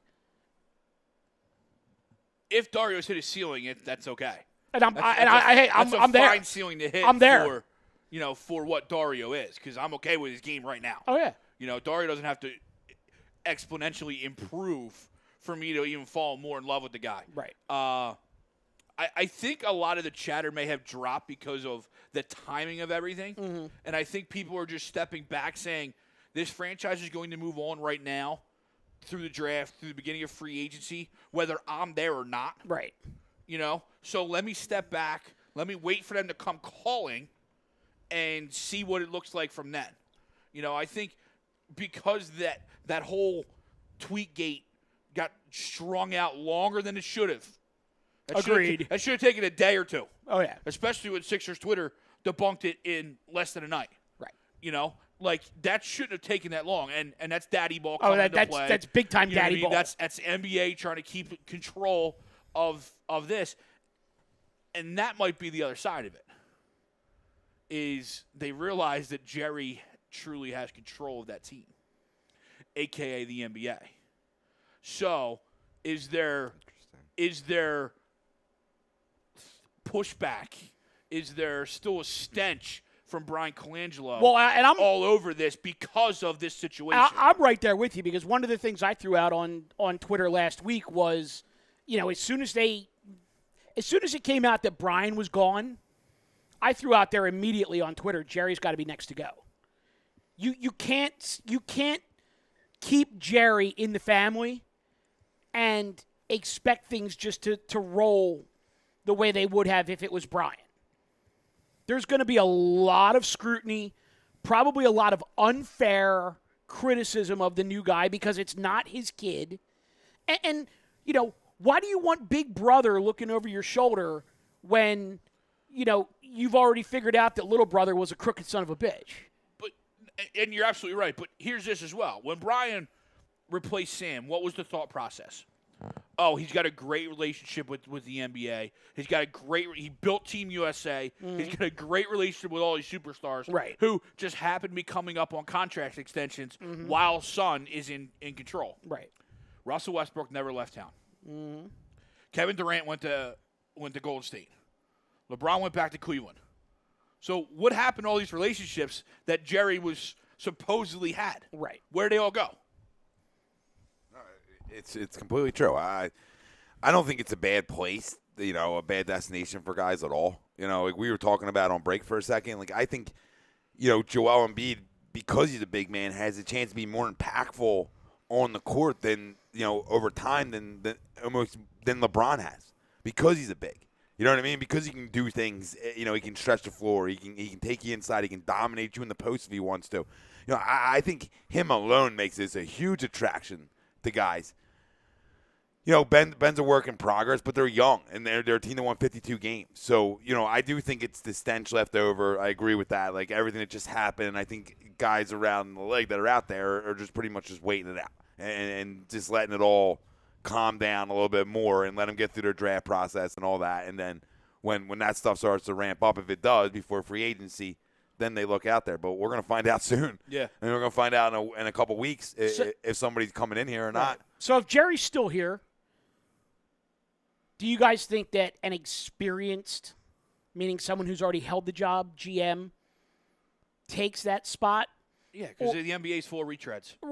Right, or is it a situation where either A, none of the retreads wanted if Jerry's still here, or B, one of the names that I've been hearing is Grant Hill, which would be very interesting, and I might be willing to take a shot on Grant Hill. Could you imagine Grant Hill running the Sixers and Elton Brand running the G League team, and the two of them just basically building a basketball factory? And I'm okay with that. The other thing, look around the NBA. You said all these GMs trying to get other jobs. What GM's worth crap right now? Look at around the NBA. I mean, you have obviously the Warriors GM is a genius because he drafted well, like the Sixers have, and you have Danny Ainge. Okay, Utah's GM's done real well for himself. But for the most part, the players and coaches run the league. Yeah. Cleveland's only in the finals every year because of LeBron. Oh, that's why the point of Brett just being the guy. That's my point. Like, who out there is so glaring? Like, you mentioned Danny Ferry. You know what I mean? Like, my whole thing with Brian Colangelo is, what did he ever do in Toronto? Well, I mean, Not a damn thing. The same thing with David Griffin. When we say it, we're like, we're not we're not like opposed to it, but we're not like, oh, we got to get this, we got to get him in. He's got to be the guy. You know what I mean? Like I don't think anybody believes that, but we're all like, okay, if they get him, they get him. But it's not. I'd rather go like an unknown guy, maybe Grant Hill. How about some of these names that Pooty threw out? Like a Sam Hinkie molded guy, not full analytics, but maybe because if we keep Brett around as the player personnel guy, and your backup, your GM, is the analytics money guy, and the two mesh, like it seemed like Sam and Brett did. Right. Before you go there, I got one more name that I want to throw at you, because there's a buddy of mine that I've known for 40 years who has been real high on this name basically since the whole Colangelo situation started. And roll with me on this, because it would take a little creativity. Doris Burke. Yeah, that's one of the names he has on here. Oh, really? Yeah. Interesting. And I think with Doris, you'd have to bring in a money guy because she would be 100% talent evaluation. But there's not many people around the NBA that know as much as her and are as respected as much as she is. It's a great name. When I looked at it and was going to read it off, that was the name I was really stuck on. Mm-hmm. You know, like I like Doris a lot. When I leaned in for more diabetes, I saw the list. Oh, you did? Okay. Yeah. So, no, that's an interesting name. But that's one of those names where if you're keeping Brett around as the stability factor, and you're just going to take a chance on some guy, some person. No, you can't say some guy now. Yeah. You're going to take a chance on someone and see, hey, maybe we strike gold like Hinkie. You know what I mean? Maybe, she does have a great eye. You know what I mean? She has a great eye for talent. She knows the game. Maybe this is something that's worth going, especially if you keep your stability factor there in Brett. It's definitely outside of the box. The other situation that I was thinking of along a similar route is, what if Brett decides, you know what, I'll stay on as the GM, but I don't want to coach? Do you go back to the pop tree and bring in Becky Hammond?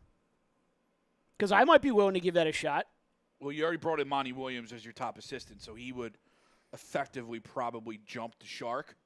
But I'm sold on Becky Hammond as a coach, though.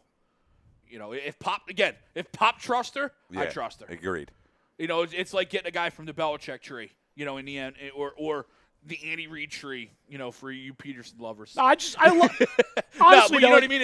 It's getting a guy from those trees to where, you're at least getting a solid person. And I love the conversation because, it's 2018 and we're tossing out the name of female candidates for a GM and a coach, and nobody bats an eye. 10 years ago, who knows what the reaction would have been? Yeah. Yeah. Well, now you look at it like, okay, does Doris know basketball? Yeah, probably better than all of us on the fucking couch. You know what I mean? So She's forgotten more than we know. She runs circles around us. Yeah, so it's like, are we gonna bat an eye at that one? No, you're like, oh, God, that's a great name. Doris, I'll take it. It's a great name. It really is. Like, that's the name that stuck out. Chauncey Billups was the name on here. He put Joe Dumars, Malik Rose. All solid candidates. Yeah. In terms of being around the game, more so former players, guys like that. But I'd lean more Billups and Rose just because they've never done it before. Well, we know what Joe's done. Yeah, Joe's been in house. Joe's done this before. Yeah, so Joe, I'm fine with. It's whatever. I think out of that list that Pootie threw out there, they win games. Yeah.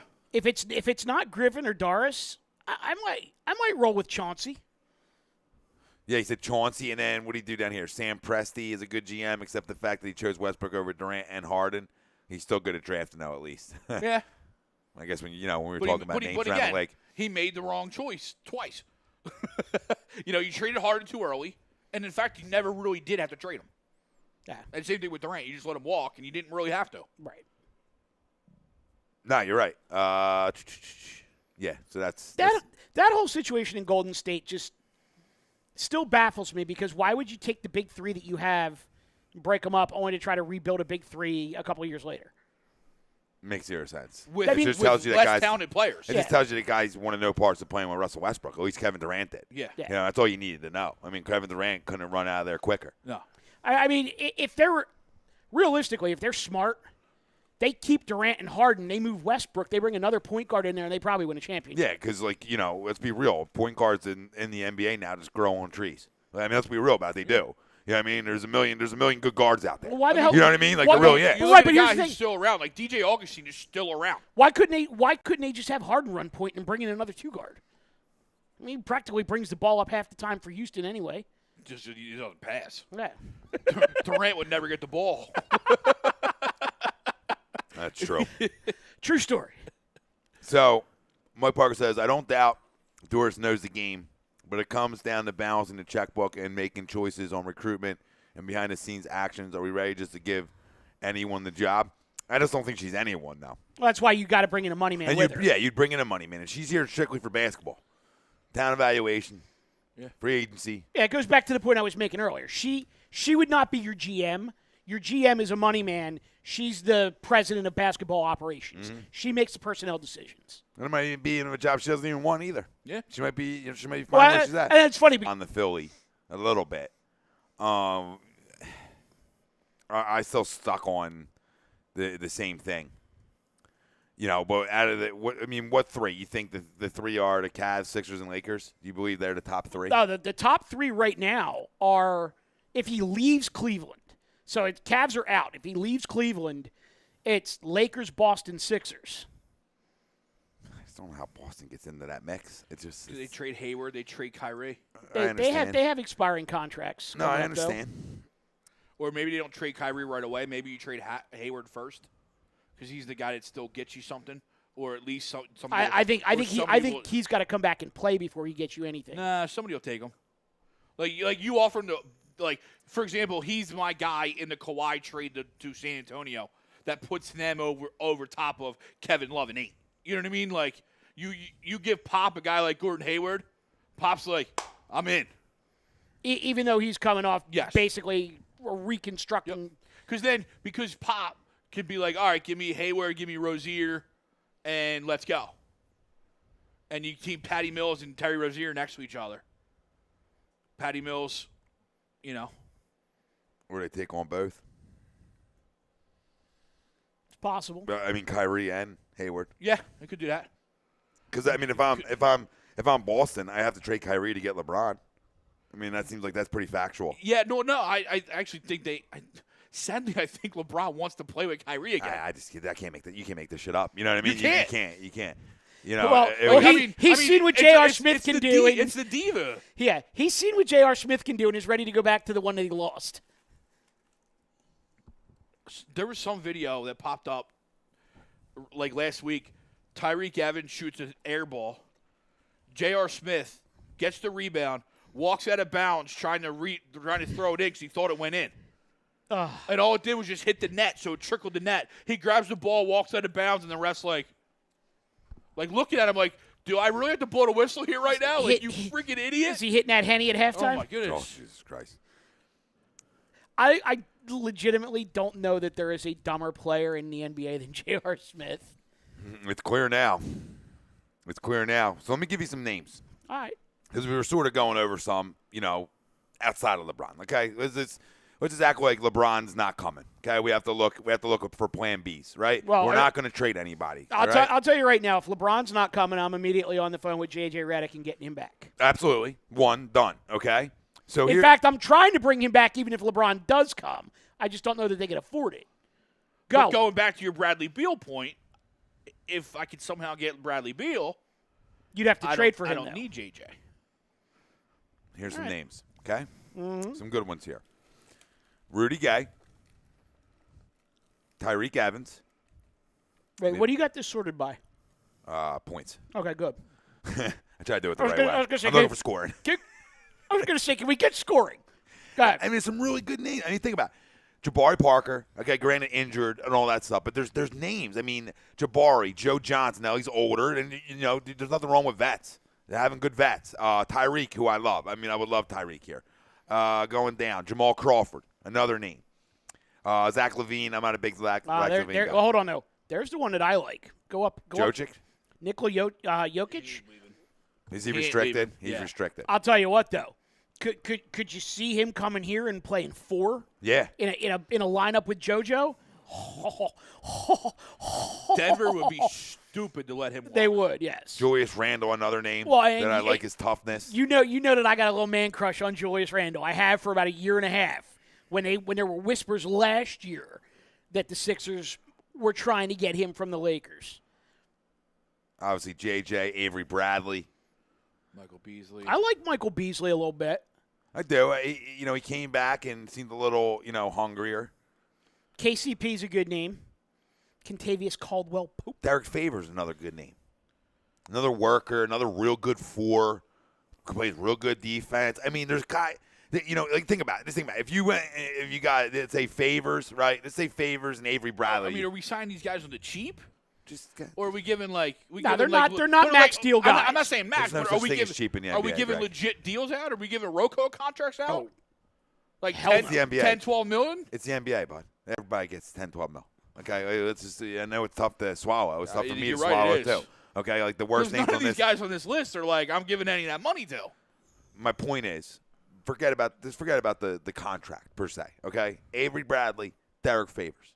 You're not better at basketball But team? you can't forget about the contract. In his salary Jesus cap fucking Christ. I situation. know, but you're not giving them 5-year fucking deals here. Will you just buy in for a minute? You're giving 3-year deals here. You're not, Well, hold you're on not a second. backing the brink up and unloading. Think of, let's rephrase I do that. like Avery Bradley. I'm with you on Avery Bradley. I do like him. Derek Favors. If you don't have to pay him more this year than you paid Amir Johnson last year, to me that's done and done.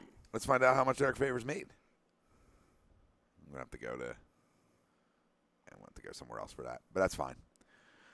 I don't know how much he made. All these guys clean up, right? I mean, we know this. We're talking about the bottom of this list here in terms of points per game, right? We're talking about the bottom of the list. Avery Bradley, 28. Derek Favors is still only 27 years old. Okay, so you're not signing older guys, so you can give Avery Bradley a 3-4 year deal. You can give Derek Favors a 3-year deal. And you don't have to break the bank, in my opinion, on either one of them. The NBA whole thing is breaking a bank, but you don't have to. You're not giving anywhere near max money. No, I know we're not talking max. I'm just saying You're going to have to give out some coin, though. It's just the NBA. But like them two guys alone, make us a better basketball team. What did you need to know about Favors? That's just how much his contract was. How much was he getting a year? A year, average 11.75 mil. It was a 4-year, 46.95. 13, 14 a year. That's what you're going to probably have to give him.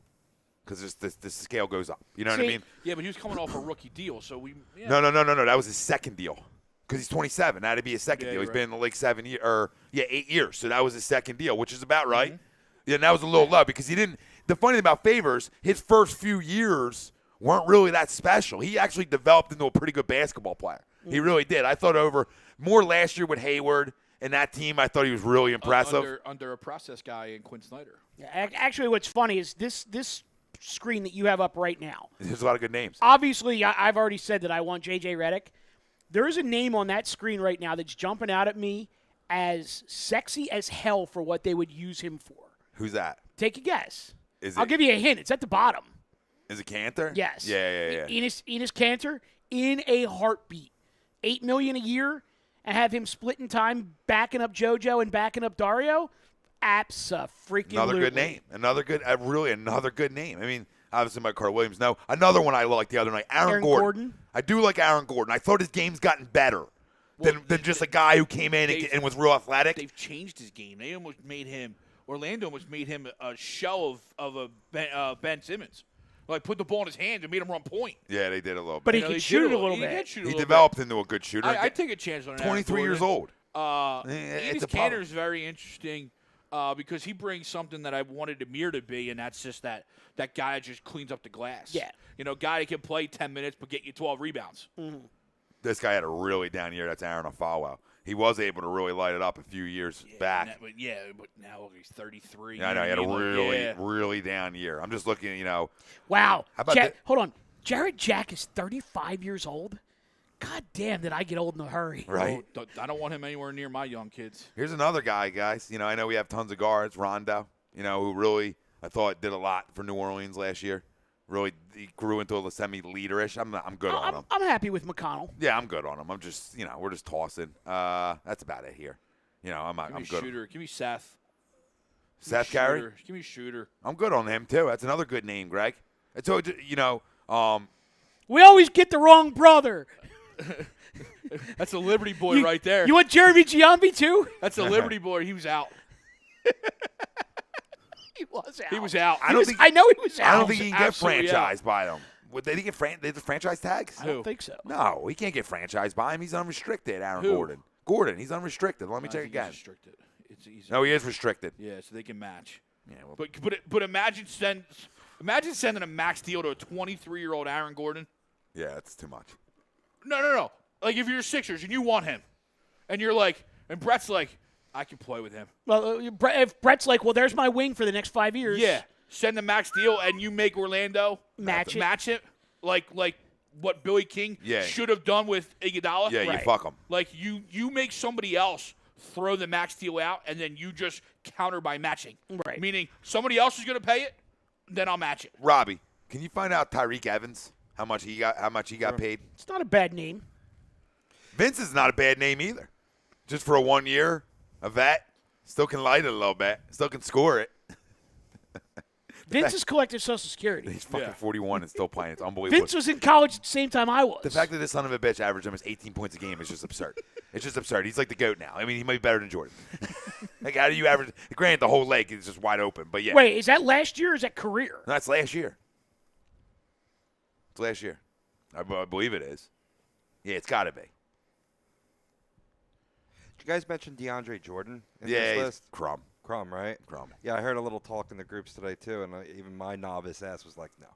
Because, I mean, the process was to get a 6 or 44/7? high talent, and DeAndre Jordan, 6 points, 24 rebounds, will shoot 5% from the field. Yeah. And Maybe. less from the line. Yeah, 3.5 from the line. Let's go. Remember our all overrated team? Yep. I forgot about DeAndre Jordan? How about Rudy Gay, guys? I know I mentioned him. I don't hate him. Tyreek Evans is on the last year of his deal. He's $3.29 mil he got last season. If he takes 5, He takes 8. Give him 8. Make sure I get him. I'm not giving 8, but I'll The give 5. fuck are you not giving 8? I'll give 5. if you give 5, you give 8. It's less than 10. Yeah, you're You're a ba- cheap bastard. You're a cheap bastard. $8 million in this league? I got to re-sign Ben next year. You not next year? He's unrestricted. 4, too. Daddy. 4. All right, 2 years. You own him for 4. I forget to say it. It's Joe next. He's unrestricted, too. All right, so I still got to re-sign him. Hey, they don't have to sign Joe next. Well, They they did just extend redid him. They redid him, yeah. So no, you don't have anybody up.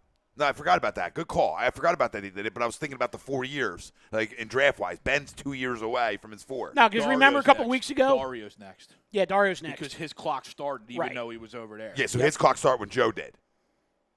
Was Yeah. he the same draft? Yeah. No, I thought was he the year No, after? No, your clock He was starts. the year after because that was the Alfred Payton Correct. trade. So, yeah, maybe. Well, because Peyton's up this year. Right. Yup. No, let me make sure about that. I saw it out for Peyton on this list. I want to see if they. If he's on the list, that means they didn't pick up his 4th-year option. Where's he at? Where's this crumb at? The hell was that? Scared the hell out of me. There he is, That was me. Alfred Payton. Yeah, he Restricted. sucks. So 4-year restrict. Yeah. So they can match. So then Dario, yes. So Dario's clock starts when he actually comes, Right, Which would be next year. Yeah. which is next year. So that's fine. But you Yeah, can but- match anything there. Like you're not going to get. My point is, you're not going to get so tied up into these contracts that it's not allowing you. Because you're funny to me, right? Because not you, but like, how are you going to sign LeBron then? I know. Oh, we're No, but not you. But like, how are you signing LeBron then? But here's the thing. So, like, a couple weeks ago, there was all this talk that, Joe didn't make All-NBA first team and cost himself $24 million a year in salary over the rest of his contract because it was written in that he had salary elevators based on, Yeah.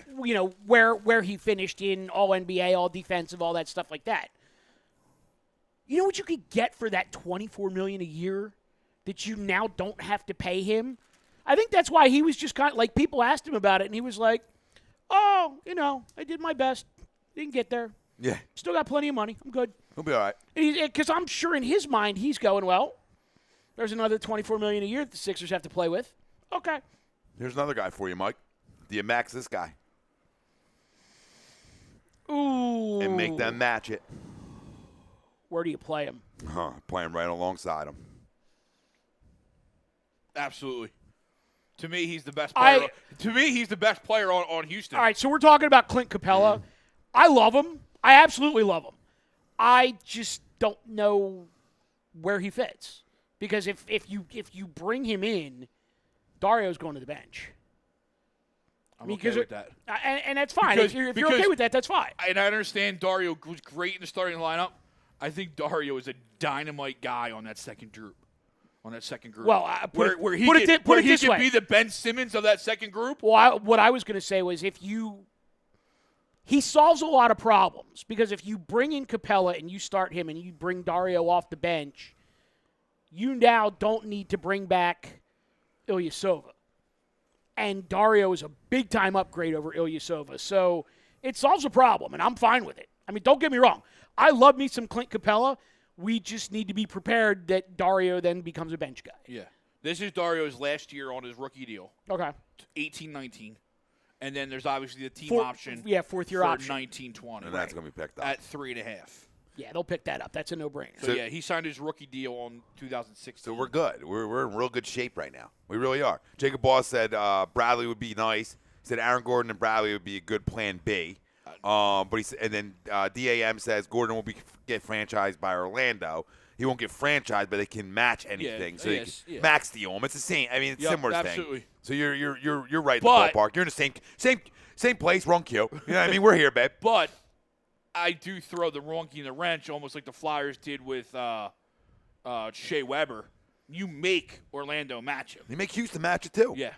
Tie everybody's hands up. Yeah. Tie everybody's hands up out there. You got the money to max it, because somebody's going to match it. You know what I mean? You can. And now you screw them. Yeah, because you can max 3 guys and guarantee 2 to 3 are getting picked up by that team because they're like, oh shit, what do? This is the guy. If only Billy King had a clue. Yeah. Here's some more. Mike Parker, AD like to play as a power forward. Jokic as a center. Jacob Balls, what do you guys think about trading down for the Clippers picks 12 and 15 and taking Lonnie and Zaire Smith? Not a bad idea. Not a bad idea trading down a little bit. I don't mind that at all in this draft. Jacob Ball says Walker's a sleeper. I think he's talking about Kemba.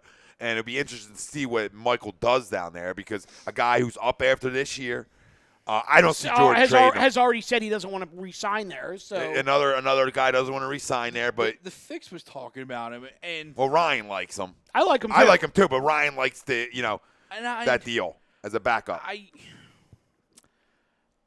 don't know if I could fall in love with Kemba Walker, and this is from a guy who fell in love with him in March. Mm-hmm. But listen, you're the man in Charlotte. Why are you throwing everything away by running your mouth? Why are you all of a sudden becoming a me guy, and ruining every chance that you have of picking where you want to go? Fair point. You know what I mean? I and I don't know if I want that guy on my team. Listen, it's the same thing when I don't want Kawhi. The dude can straight up score. Same reason I don't want Kawhi. The dude's a great talent. Don't get me wrong, but I don't want guys. Well, first off, this is. I mean, I'm right with you, okay? Because think about it. And I said this to Ryan on the phone the other day. If Kawhi don't want to play, go with me. If Kawhi don't want to play for Pop, I want no parts of you. Yeah. Like listen, you could send him to me, and I got to take on the max money. I don't have to give nothing for him. I still don't fucking want him. You understand? I take him on that. No. Because, but I get your point. Because if you're not going to play for one of the greatest coaches of all time, and you're bailing on him, you're a crumb. You're a crumb. Same thing with Kemba. Now, Kemba, you're bailing. Maybe they just don't like each other. Well, that's what I was going to say. I want to give the benefit. Hold on. Let me get the Kemba. Okay, go ahead. Okay, well, it's still in the same thing. Okay, I got you. The thing with Kemba is you don't want to. You're going to bail on the go. Yeah. Maybe they don't like each other too. I mean, Jordan's a dickhead. We know this, but you're still bailing on the go. Whoa. I got question marks. I got question marks for guys who don't want to. More so with Kawhi than Kemba, because Jordan's a dick. But Pop and Jordan's a shitty GM. Jordan's a dick. You know what I mean? I love you, Mike. You're my favorite of all time. It's You're not a even great close. player, but you're a it's not dick. even close, but you're a cocksucker. You're such a bad person. Like in the public eye, he's such a bad person to people, and you hear it all around. Like he's a hard guy to like. He's just still a competitive dick now. Oh, yeah. You know what I mean? No, I love it. He's the best. I mean, he's still playing guys one-on-one. And he's always 50, or he's 50. He's still burying them. and he's still beating guys. That's probably why Kemba wants out. He's like, I can't do this week in and week out, man. What's his wife, like 24? Probably. Good for him, dude. Yeah. Not all heroes wear capes. And Michael Porter Jr. signed with Puma. So did There's a bunch of them actually. Didn't Ayton sign? All right, so basically, the deal was that who the fuck Puma? Soccer? Puma decided that they wanted to get back into basketball after however many years right away. Up my girl. And what they did is they brought Jay-Z in to be the Jay-Z is like the president of their Puma basketball division. Ralph. Paging Ralph Delvecchio. Yeah. Please don't hang yourself. Yeah. Okay? So Jay-Z, because the big baller brand sneaker is out the door. so they bring in Jay-Z to be the president of the basketball division, and the first thing he does is he goes out and he signs like 6 or 7 of these guys that are projected to be top 10 picks this year to Puma sneaker deals. Wow. Wow. I mean, Jordan's probably freaking out. Because Jay-Z is no joke when it comes to the to rolling the money out there for what he wants. Oh, sure. No question. I just can't believe. I knew Puma could do soccer and golf, but it's going to be interesting. they're very small shoes. My fat feet can't fit in Nah, Pumas me either. anymore. Me either. I never really could. I tried to pull off the Pumas, but I never really truly pulled them off. So DAM says, can the Sixers actually afford LeBron and pay the top level players they have now? they can. Yes, they can. They can. They But- can offer 3 max. But That's DAM, correct. let me tell you something. I don't want them. I'm getting to that point. Like what I saw after game 1, what I saw, the reaction when you're fucking tied, homie. That man ain't doing it. You still have a chance to win the game. You're tied. That is the LeBron era to a T. Crybaby, and I'm a LeBron guy to a point. Like I believe he's the best player in the league. Okay, I'm not biased like that. You know what I mean? Where I can differentiate between the two. Like my dislike for things he does and his pure greatness. Okay, I handle the both. But that move is a crumb move.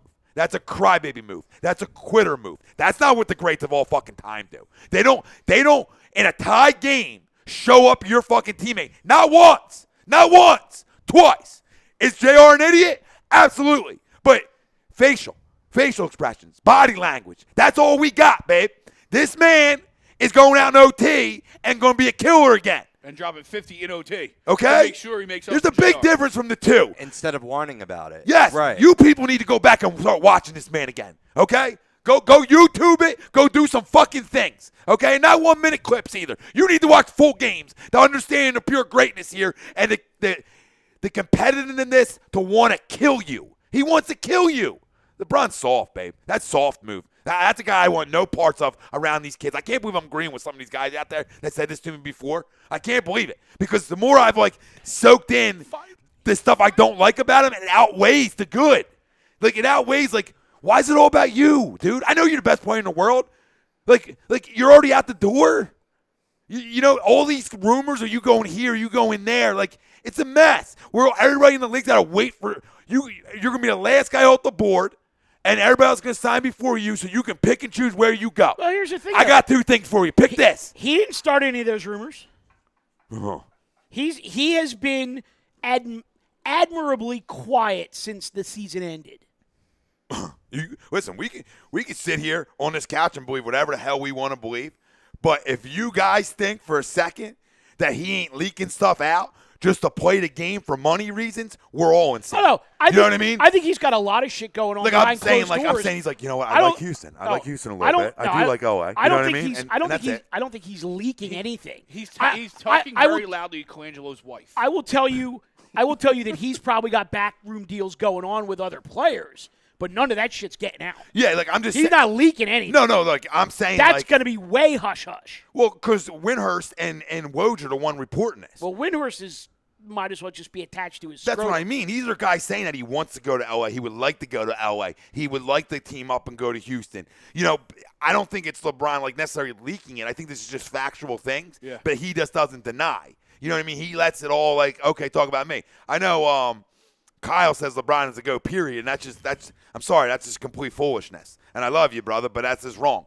You know what I mean? You got to go back and Kyle got Meager, who does the hooligans on Saturday. Oh, yeah. You're wrong. Well, you're wrong. He's not the greatest of all time. He's the greatest of this generation, absolutely. In the last 10 years, yeah, he's the GOAT. Sure. Okay? But he's not better than him. He's not. as much as he's a really special player, he's not. He won't belong on our GOAT wall. TTP says, the thing I hate about this race for LeBron is if you're going after him, it seems like all of your team's attention needs to be shifted to him. Yeah, and you know what? I thought that would be good, okay? On previous shows, I thought that'd be good for the kids. The first guy coming in the locker room and the first guy the media's going to is LeBron, right? I thought that would be good at first. I don't think it's good. I want these kids to grow into this role. I want them to be the leaders. I don't want to. This ain't excuse driven. I don't need you to go to the promised land. Do the Warriors have him? Do the Warriors have LeBron? They did it the right way. And obviously they kept building it and won and then attracted the real superstar. Mm-hmm. All right, just drafting well, and I love the fan base out there, but if you think just drafting well and win 52 games one time is going to all of a sudden attract it all, that's not how the league works. As much as we talked about, why would you not want to come here? It's the best spot for you. You got young kids, blah, blah, blah, blah. But to him, he wants to go somewhere where he feels like they can win right now, and he wants to go play with superstar-driven stuff because that's how he did it before. But what if he sees Joel and Ben and says, you know what, I can win a championship with them? Well, he should see that. You know what I mean? Like, again, I'm not closing the door to him. I'm not against having him. I just think I'm going to go in a different direction. I think I'm going to move forward and believe that, you know what? I'm going to agree with what Joel said 2 months ago, that we don't need LeBron. And to TCP's Joel point, said it. If we're waiting until the end of July, Avery Bradley ain't going to be there anymore. Tyreek Evans might be there. You know what I mean? Oh, no, you're losing not, out on that tier B. No, you're not going to wait till the end of July. I think what's going to happen is you're going to draft. July 1st is going to roll around. You're going to contact his people and see if there's a level of interest. And if there's no level of interest, you're moving on. I just happen to think that there's going to be a big level of interest. Well, of course, because he wants that carrot hanging over the head. Yeah. And he wants to screw them over to get somewhere else. So why don't you just go plan B right off the jump? I was never on the LeBron train. I just always assumed it was going to happen. Me so too. you had to just buy in. Yeah, that's where I was at. And then everything else makes me feel like it's not. You know what I mean? So I'm just like, I'm not going to force feed it. That night we broke in after after lazy booking. Yep. I was the one little guy sitting on the couch like, why am I here? I don't want LeBron. But don't misinterpret what I'm saying to you. If he signs tomorrow, notice, I'm going notice 6 I got to the midnight. I got the body turned. I'm going 6 to midnight. You if he better signs, be. Okay? You better be. But Kyle, you said MJ is a winner, but overall player, give me LeBron. I'll give MJ the winning aspect. My response is Kyle won. MJ's a better defender. Okay, first team all defense every year. Okay, Actually, will play defense. better scorer. Obviously, factual, a killer, and a better teammate. And just a better teammate. I mean, he made guys with Luke Longley. Just because he's a dick as a GM doesn't mean he wasn't the greatest of all time. Okay? Like, he made Luke Longley look good. Bill Cartwright. I mean, you think LeBron played with some slop, babe? LeBron hater as I am. Stop it. I will give LeBron the credit that there's one thing he does better than Jordan. He affects the game at multiple different positions. Yeah, true. Because of his size. Because of his pure size. He affects the game at more positions. He can play legitimately 1 through 4. I'm the same way. TTB says, but I'm not sitting back deciphering hints and shit he throws out there like it's a game. I completely agree with you. I don't play that game either. I'll wait till July 1st. Whatever happens. Nitro, what are you missing, babe? Better teammate, absolutely, 100%, but not a better defender and better scorer. I got to disagree there. He's the best scorer of all time. Like in the last 30 years, there's nobody who scored a basketball better. There's nobody. You can tell me because LeBron passed him in points. LeBron's in points since he's 16. Big difference. And the NBA today is so scoring-based. Ooh. Jordan's playoff games, he was dropping 50. His team was only scoring 80. Yeah, people just miss it. They miss it. He would be – listen, you see how Kobe was scoring like 80 and stuff, right? And that part of the NBA when it was shifting there? Yeah. Older Kobe? Okay. Put Mike at 25 in this league. He's dropping 60 a night, babe. He might average 42 a night. He might average 42 a night in this league. That's entirely possible. I'm telling you, because he's built for scorers. There's no Pistons he's got to go down the lane to. There's no Knicks. My God, you know what I mean? You read this. We need some old No, you know what? No. This dude has his own show on Saturday. He doesn't get to take over ours. The pace was slow. Jordan was lost in this game. Stop the pace it. was slow because it was actual basketball. He said there was no defense being He said played. there was no defense. There was defense being played. You have playoff games ending in the 70s and 80s. You know what, Kyle? Put it on your show criteria for Saturday. We'll revisit you then. We'll revisit. Listen, brother, you can love him. You can have your opinion. I just disagree with you. Jordan's my guy. LeBron's dropping 40. His team scoring 150. How's that work out? All right, look, we got like and he's still lost. We got like 8 minutes left. I want to get some reaction from you guys on a couple things Phillies related. Yeah, shoot. So, I got a quote here from Rob. I was you. I got a quote here from Jerry Krasnick, who said, Larry Anderson on the Phillies radio broadcast said, "Not everybody can pitch the 9th inning. I know Gabe Kapler thinks they can, but they can't." Not everybody can do what? This Larry Anderson on radio said, "Not everybody can pitch the 9th inning. I know Gabe Kapler thinks they can, but they can't." Completely agree. Facts. So the follow-up to that is the Phil's bullpen has been a sore subject for quite some time now with fans, as Kapler typically goes with the numbers rather than taking personality and mental fortitude into account. While he's been right most of the time, which I completely disagree with, it does leave Kapler open to criticism when the ball doesn't break his way. But that's been Kapler all year. For the guys that aren't on board with the Kapler, they just wait for something to go wrong and then pounce. Okay. So where are you going with that? That of course things are going to go wrong in your first year because he's going by different ways than we've done it before. I completely agree. You need one guy in the ninth inning. I'm not disputing that. Okay. But everything else that he has done, whether it's worked or not, only gets scrutinized when it doesn't work. Okay, so next point. Glenn Mack now tweeted out this morning. Gabe Kapler just told the WIP Morning Show that the bullpen is one of our biggest strengths. When some wonder why critics are skeptical of Gabe, it's BS like this that puts them there. Fans aren't stupid. Just be honest with us. Listen, you do need a ninth inning guy, okay? And we can sit And, here. and it's Sir Anthony. We have it. Yeah, we can sit here and act like all day that you can get away with the numbers games. Guys need to know spots, okay? And when you're talking about the eighth and ninth inning, them guys need to know. Now, if it's two guys that throw your eighth, right, if you got two different guys, because they have guys back there that are capable of throwing the eighth. They got a couple different guys that I trust in the eighth. Like a left to right type of situation. Well, we don't have any left, but you know what I mean. But, yeah. Yeah. So you know where I'm going with this, okay? Sir Anthony's got to be the ninth inning guy, and if it's Ramos or somebody else that's been pitching really well, it's got to be your eighth inning guy. It's just factual. Put these guys in spots. Let them get comfortable. Well, Let them get used to it. It's what we talked about early in the year. Reinventing the wheel. When we had a lot of the injuries in the bullpen. These guys are pitching in spots that they're not used to. Right. And once they get into a designated spot, you're going to see the bullpen come around. Mm-hmm. But you haven't seen that. You know what I mean? You're still trotting out Adam Morgan in an eighth and ninth inning when he's just not that type of guy. Right. Adam Morgan is He's your a sixth, situational seventh, lefty. but he's not because he doesn't lead with the fastball. If you're pumping fair point. If you're going to be situational lefty, you got to lead with the 95 and break the ankles. He's not situational. He's not. He's just an inning guy. All right, you know what fair I mean? enough. But I told you that last night. The other night when he came in, what did I tell you? I completely agree with you. I said this game's getting tied. I completely agree. And I got pissed off. That guy struck his side out.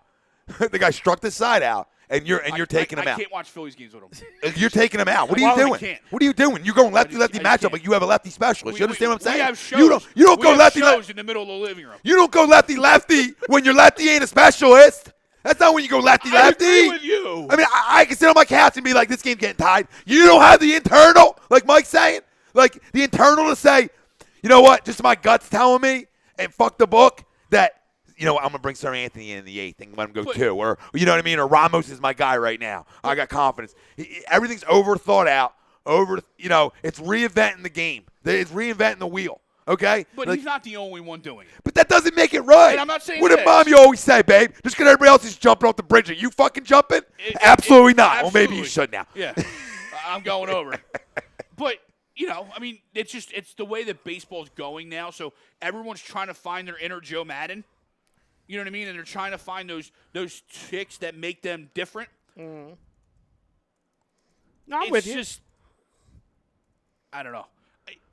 Going back to what he said with Macnell or on the whatever crap morning show he was on, what else is he supposed to say? What's he supposed to say? Realistically, our bullpen sucks. I can't trust any of those guys.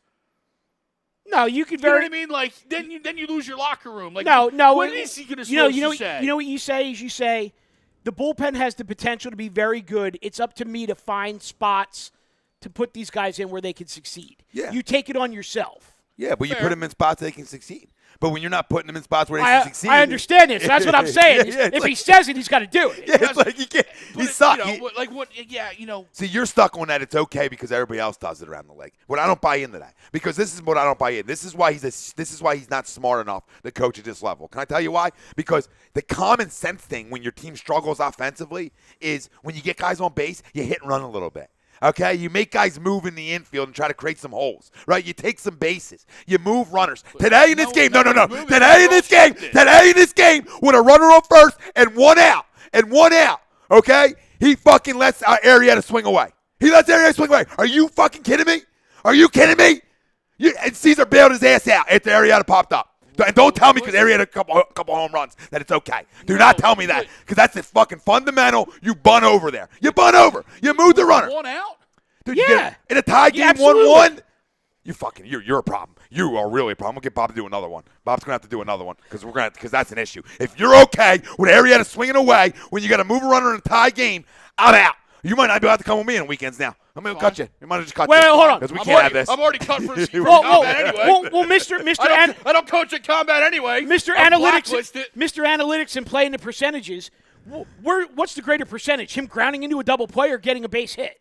Yeah, it's like, Going yard. Oh, stop it. oh, I You knew that's stop what it you were right thinking now. too. That's why I had it like. Don't get me wrong. I love the fact that Jake goes yard every now and then, but he's not doing it. He's not. And he swung like he did, and the fans jumped up on a routine pop-up. But it's like, dude, like your ball player just bailed your ass out. Caesar bailed him out with a 2-run homer after that. Move the runner, dude. Move the runner. Play a little small ball once in a while. It's not going to kill Major League Baseball. You got former players. This game is going to be ruined in the next 10. You want to put money on this? I'm out of the bunt game. There's going to be $2 million with your pitcher? You're out of the bunt game with your pitcher? I'm out of it just in general. Small ball, just. I'm out. I see. It's funny because now I'm in it for bunting for hits, babe. Where- I'm not bunting the sack. I'm bunting the hits and move. the Double dip. The bunt that pissed me off the other night was when it was the first inning, and they get first 2 men on base, and Odubel lays a bunt down after the exact same situation the night before he had hit a 3-run jack. Gabe talked to him too, which I did like. Yeah, and that's where you gotta tell your guy, hey, understand what you're trying to do there. You're our 3-hitter. You got to swing away. He said, I'm okay with it. What he told him, he's like, I'm okay with it if you're feeling like you're not seeing the pitcher well and you want to lay a bunt down for a hit. But in no way, not your first but hit no, back. in no way do I want you sacrificing. That's all he said. Like if you feel like that's your best way of getting on is bunting for hit, go right ahead. And so he was okay with that. But I'm not in the believer that like I'm gonna have guys bunting sacrifices. I'm not like my regular players doing that. But hitting runs, stealing bags. I'll tell you what. I'm not okay with not doing that. I'll bunt all day against the shift. I will bunt all day against the shift, especially today. So the kid Walden comes up as a pinch hitter today. Couldn't smell a ball right now. Couldn't touch it. 0 for 5 with 5 strikeouts. I think it's 0 for 6 with 6. Well, now it is because he struck out today. But here's the Can you thing. get Manny Machado already? Agreed. But here's the thing. Or just a legitimate shortstop. They bring this kid up, and they come up to bat, and this is a kid who hasn't even put a bat on the ball in the major leagues. And not only are they shifting him, they have all 4 infielders between second and first. He literally had 90-plus feet once the ball got by the pitcher. If he bunted it hard enough, he could have got a double out of it. And he swings from his ass and strikes out. If you're giving me 90 feet and all I got to do is get the ball by the pitcher, I am bunting all day long. No, and I agree with Greg, like sacrificing and like that part. The only player on your team that should sacrifice is the pitcher. Is a pitcher. That's the only. Let's get rid of him. DH. No, listen. Like, I'm going for the big inning. Give me a gap. You know what I mean? Like You're Charlie. You are Charlie Manuel. I love it. Listen, I love it. Listen, this is where you just totally lost me. Okay, you're playing for a big inning. just now. Yeah, just now. For the third time tonight. You're playing for a big inning, which I completely agree with you to a point. But the big inning ain't coming with your pitcher swinging the bat. You don't know unless you give it a shot. Oh my God, Greg, please, don't tell the people this, okay? Because that's not okay. You got guys batting 180, 150, swinging away when you can bunt a ball and sacrifice a runner. The guy can't handle the bat. We know Aaron Altera can't handle the bat. Right. Well, that's a guy I'd bunt to. Well, he just die. He needs to be on the Neris ride up to. He needs to get hit in the Lehigh face Valley and have a concussion and break his nose. He should have been the one with the ball off his nose. Yeah, he should have been. The other thing that I have an issue with, though, with Gabe, aside from the bullpen, and one kind of leads to the other, still got way too quick of a hook with these kids. I mean, he did it with Pivetta the other night. He also did it with Velasquez. It's like as soon as you're creeping up on 100, if you get a runner on base, you're out. And that's bullshit. These guys should be able to go 105, 110, and when you have a 3 or 4 run lead and your bullpen is as spotty as it is, you're not giving these kids a chance to get out of the 7th because you don't want them to go over 100? Come on. Yeah, because Major League ball players. I don't think it's that number. I just think I think in that instance it's actually the field of game because we talked about the Pivetta one. We all thought the move was actually too late. I wouldn't have let him go to Carpenter. Because Carpenter hit him hard earlier for a homer. I wouldn't have let him face Carpenter. If I was going to take him out, like Pivetta I'm not started going to let him. I'm not going to let him face Carpenter and then take him out. I'm going to go get somebody in that can get Carpenter out, who he hasn't seen 4 times in a lineup. And to my point was, but why even let him start the inning if he was going to have such a quick hook? Oh, and I would agree with that. Is it? Well, this almost is, both. Yeah. This is what we talked about on opening day when we went down there. That he lets him bat in the bottom of the 5th. Yeah. And then pulls him. Like, why? If you're going to take him out after 5, why are you letting him hit in the bottom of the 5th? Exactly. Who's he going to hit? Aaron Altair? On opening day, you could have hit anybody. Anybody would have looked better. Anybody would look better. He's right. He's just questionable. He is. And I'm not saying, fire Gabe. Yeah. He gets a full season. Absolutely. Give him the benefit of the doubt. Maybe even 2. Well, I mean, he signed a 5-year deal, so he's not going anywhere. I understand. I'm just saying, there's always that chance, obviously, he can get canned. Yeah. But those usually happen on those 3-year deals. I just want to see when your team's struggling as a manager, help them. I don't Greg. disagree. That's it. I'm not hitting, running, and stealing bases isn't taking you away from a big inning. Like that's not. But no, it's not. But you have your starting right fielder hitting a $150. Bro, that's the point. That's the point. The point is, it's Gabe's shitty hitting coach, and he's a black hole. You know what I mean? He is a black hole. Like you can't hit and run with Altair because the guy's getting thrown out. You're talking about one player now, okay? You're talking about one player. But our shortstops haven't been good. Oh my God! Well, first of all, Scott Kingery isn't good enough, okay? I said shortstops. Okay? JP Crawford has a higher upside. I'll be real with everybody right now, okay? I still want a real shortstop. JP Crawford is a real shortstop when he's on the field. He's better than Scott Kingery defensively, and he's got a way better eye at this point in careers than Scott Kingery might ever have, okay? Well, I mean, Kingery's... No, because everybody crowns this kid, and I'm tired of the fucking uppercut swing from a 5'7" guy. I'm the one tired who got of it. yelled at for not wanting him on the opening No, day. I want him here. I'm just tired of the crowning. I'm willing to let the puppy grow. I'm not crushing his ass, but somebody's got to talk to him about launch angle bullshit. He can't be a launch angle guy. Everything's here. Everything's up in the air. You're fast, baby. Drive doubles.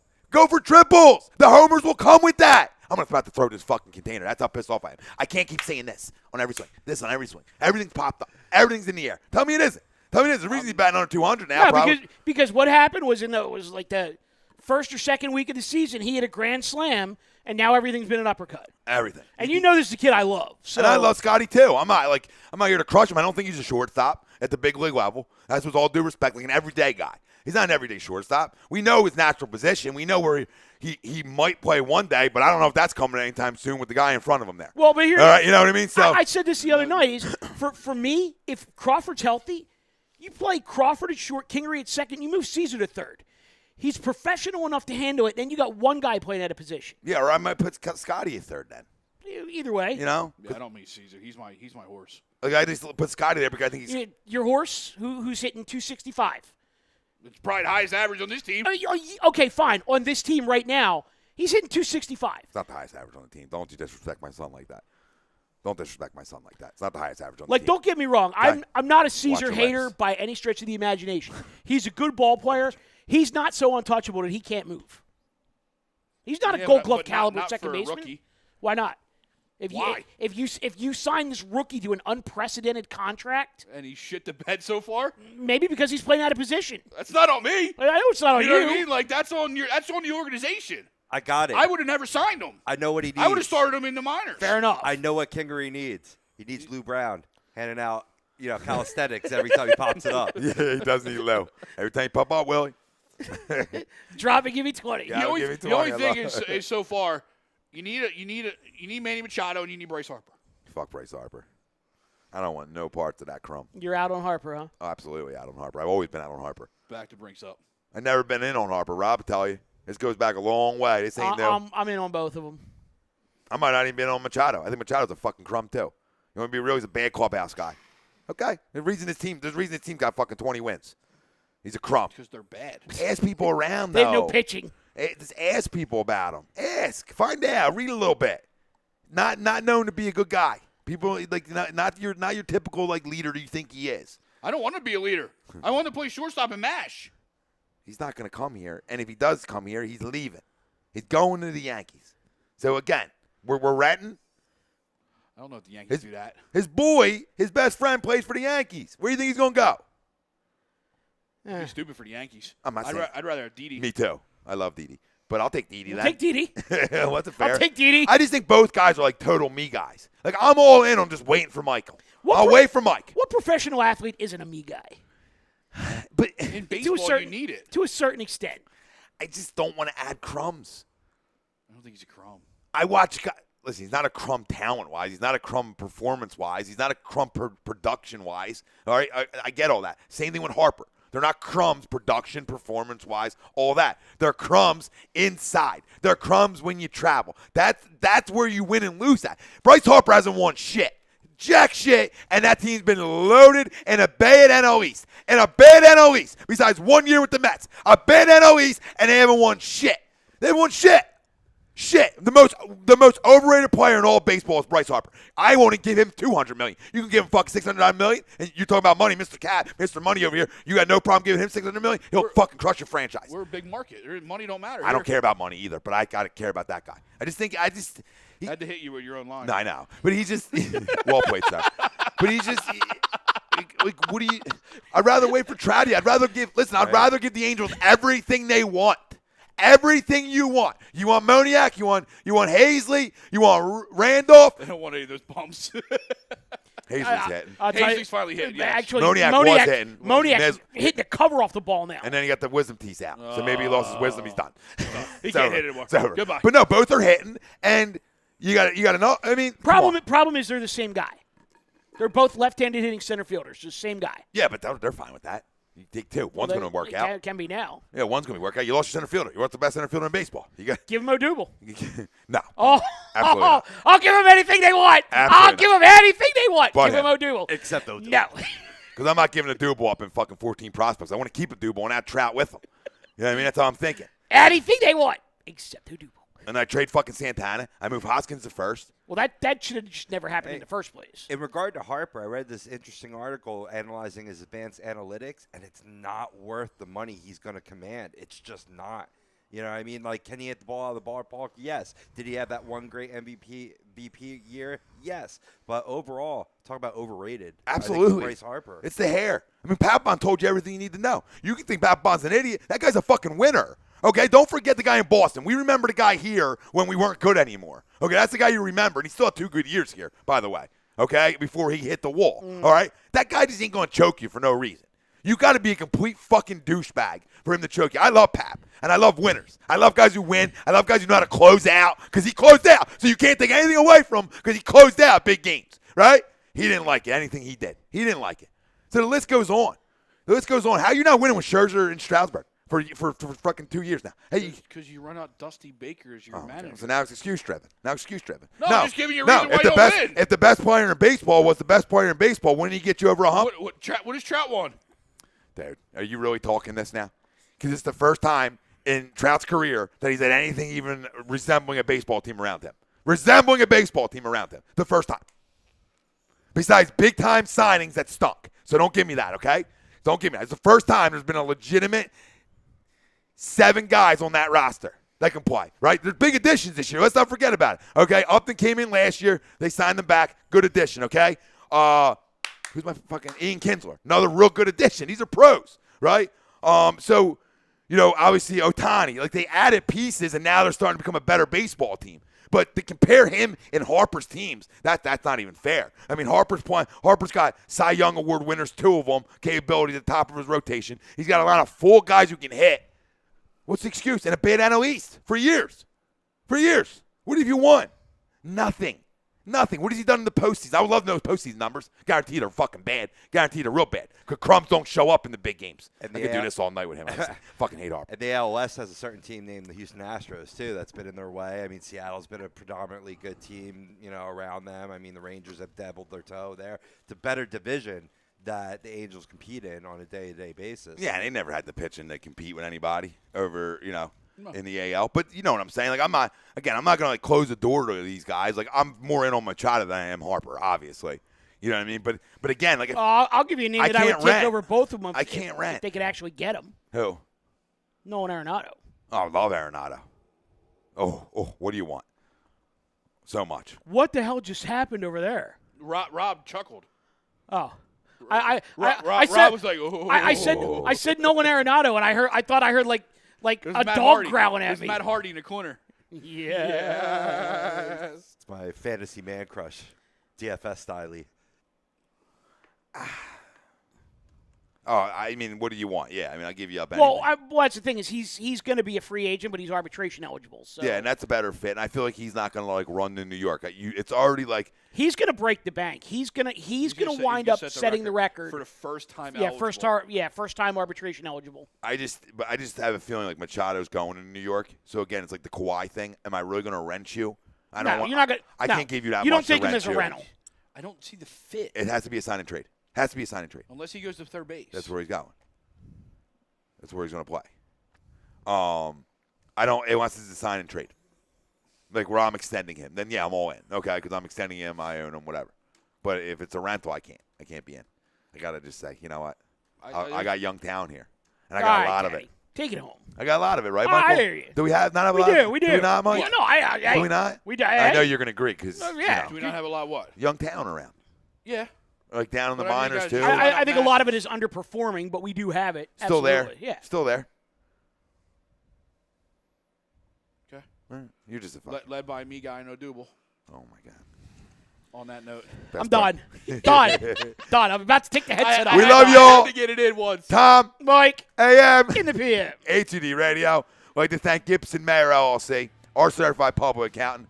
Make him yours. Find him on the web, gibsonmayer.com. Fam, love you. Thanks for all the comments, questions. Yeah. Good night. Shots Good night. fired. We Larry love Savage. You help fucking drive the show. Larry, don't come back, but come back. Kyle trying to get in on our show. Kyle. You're wrong. Kyle says Harper would destroy you at Citizens Bank Park. He probably would, but he's a me guy. So is double. For Tom Arnone, Michael Mataraki, Greg Moakovic, Robbie Pose on the ones and twos, and all you the fam out there. We'll see you soon. Stay tuned tomorrow night. Lazy booking at 7:30. Followed by the hockey happy hour at 10. We out. Peace.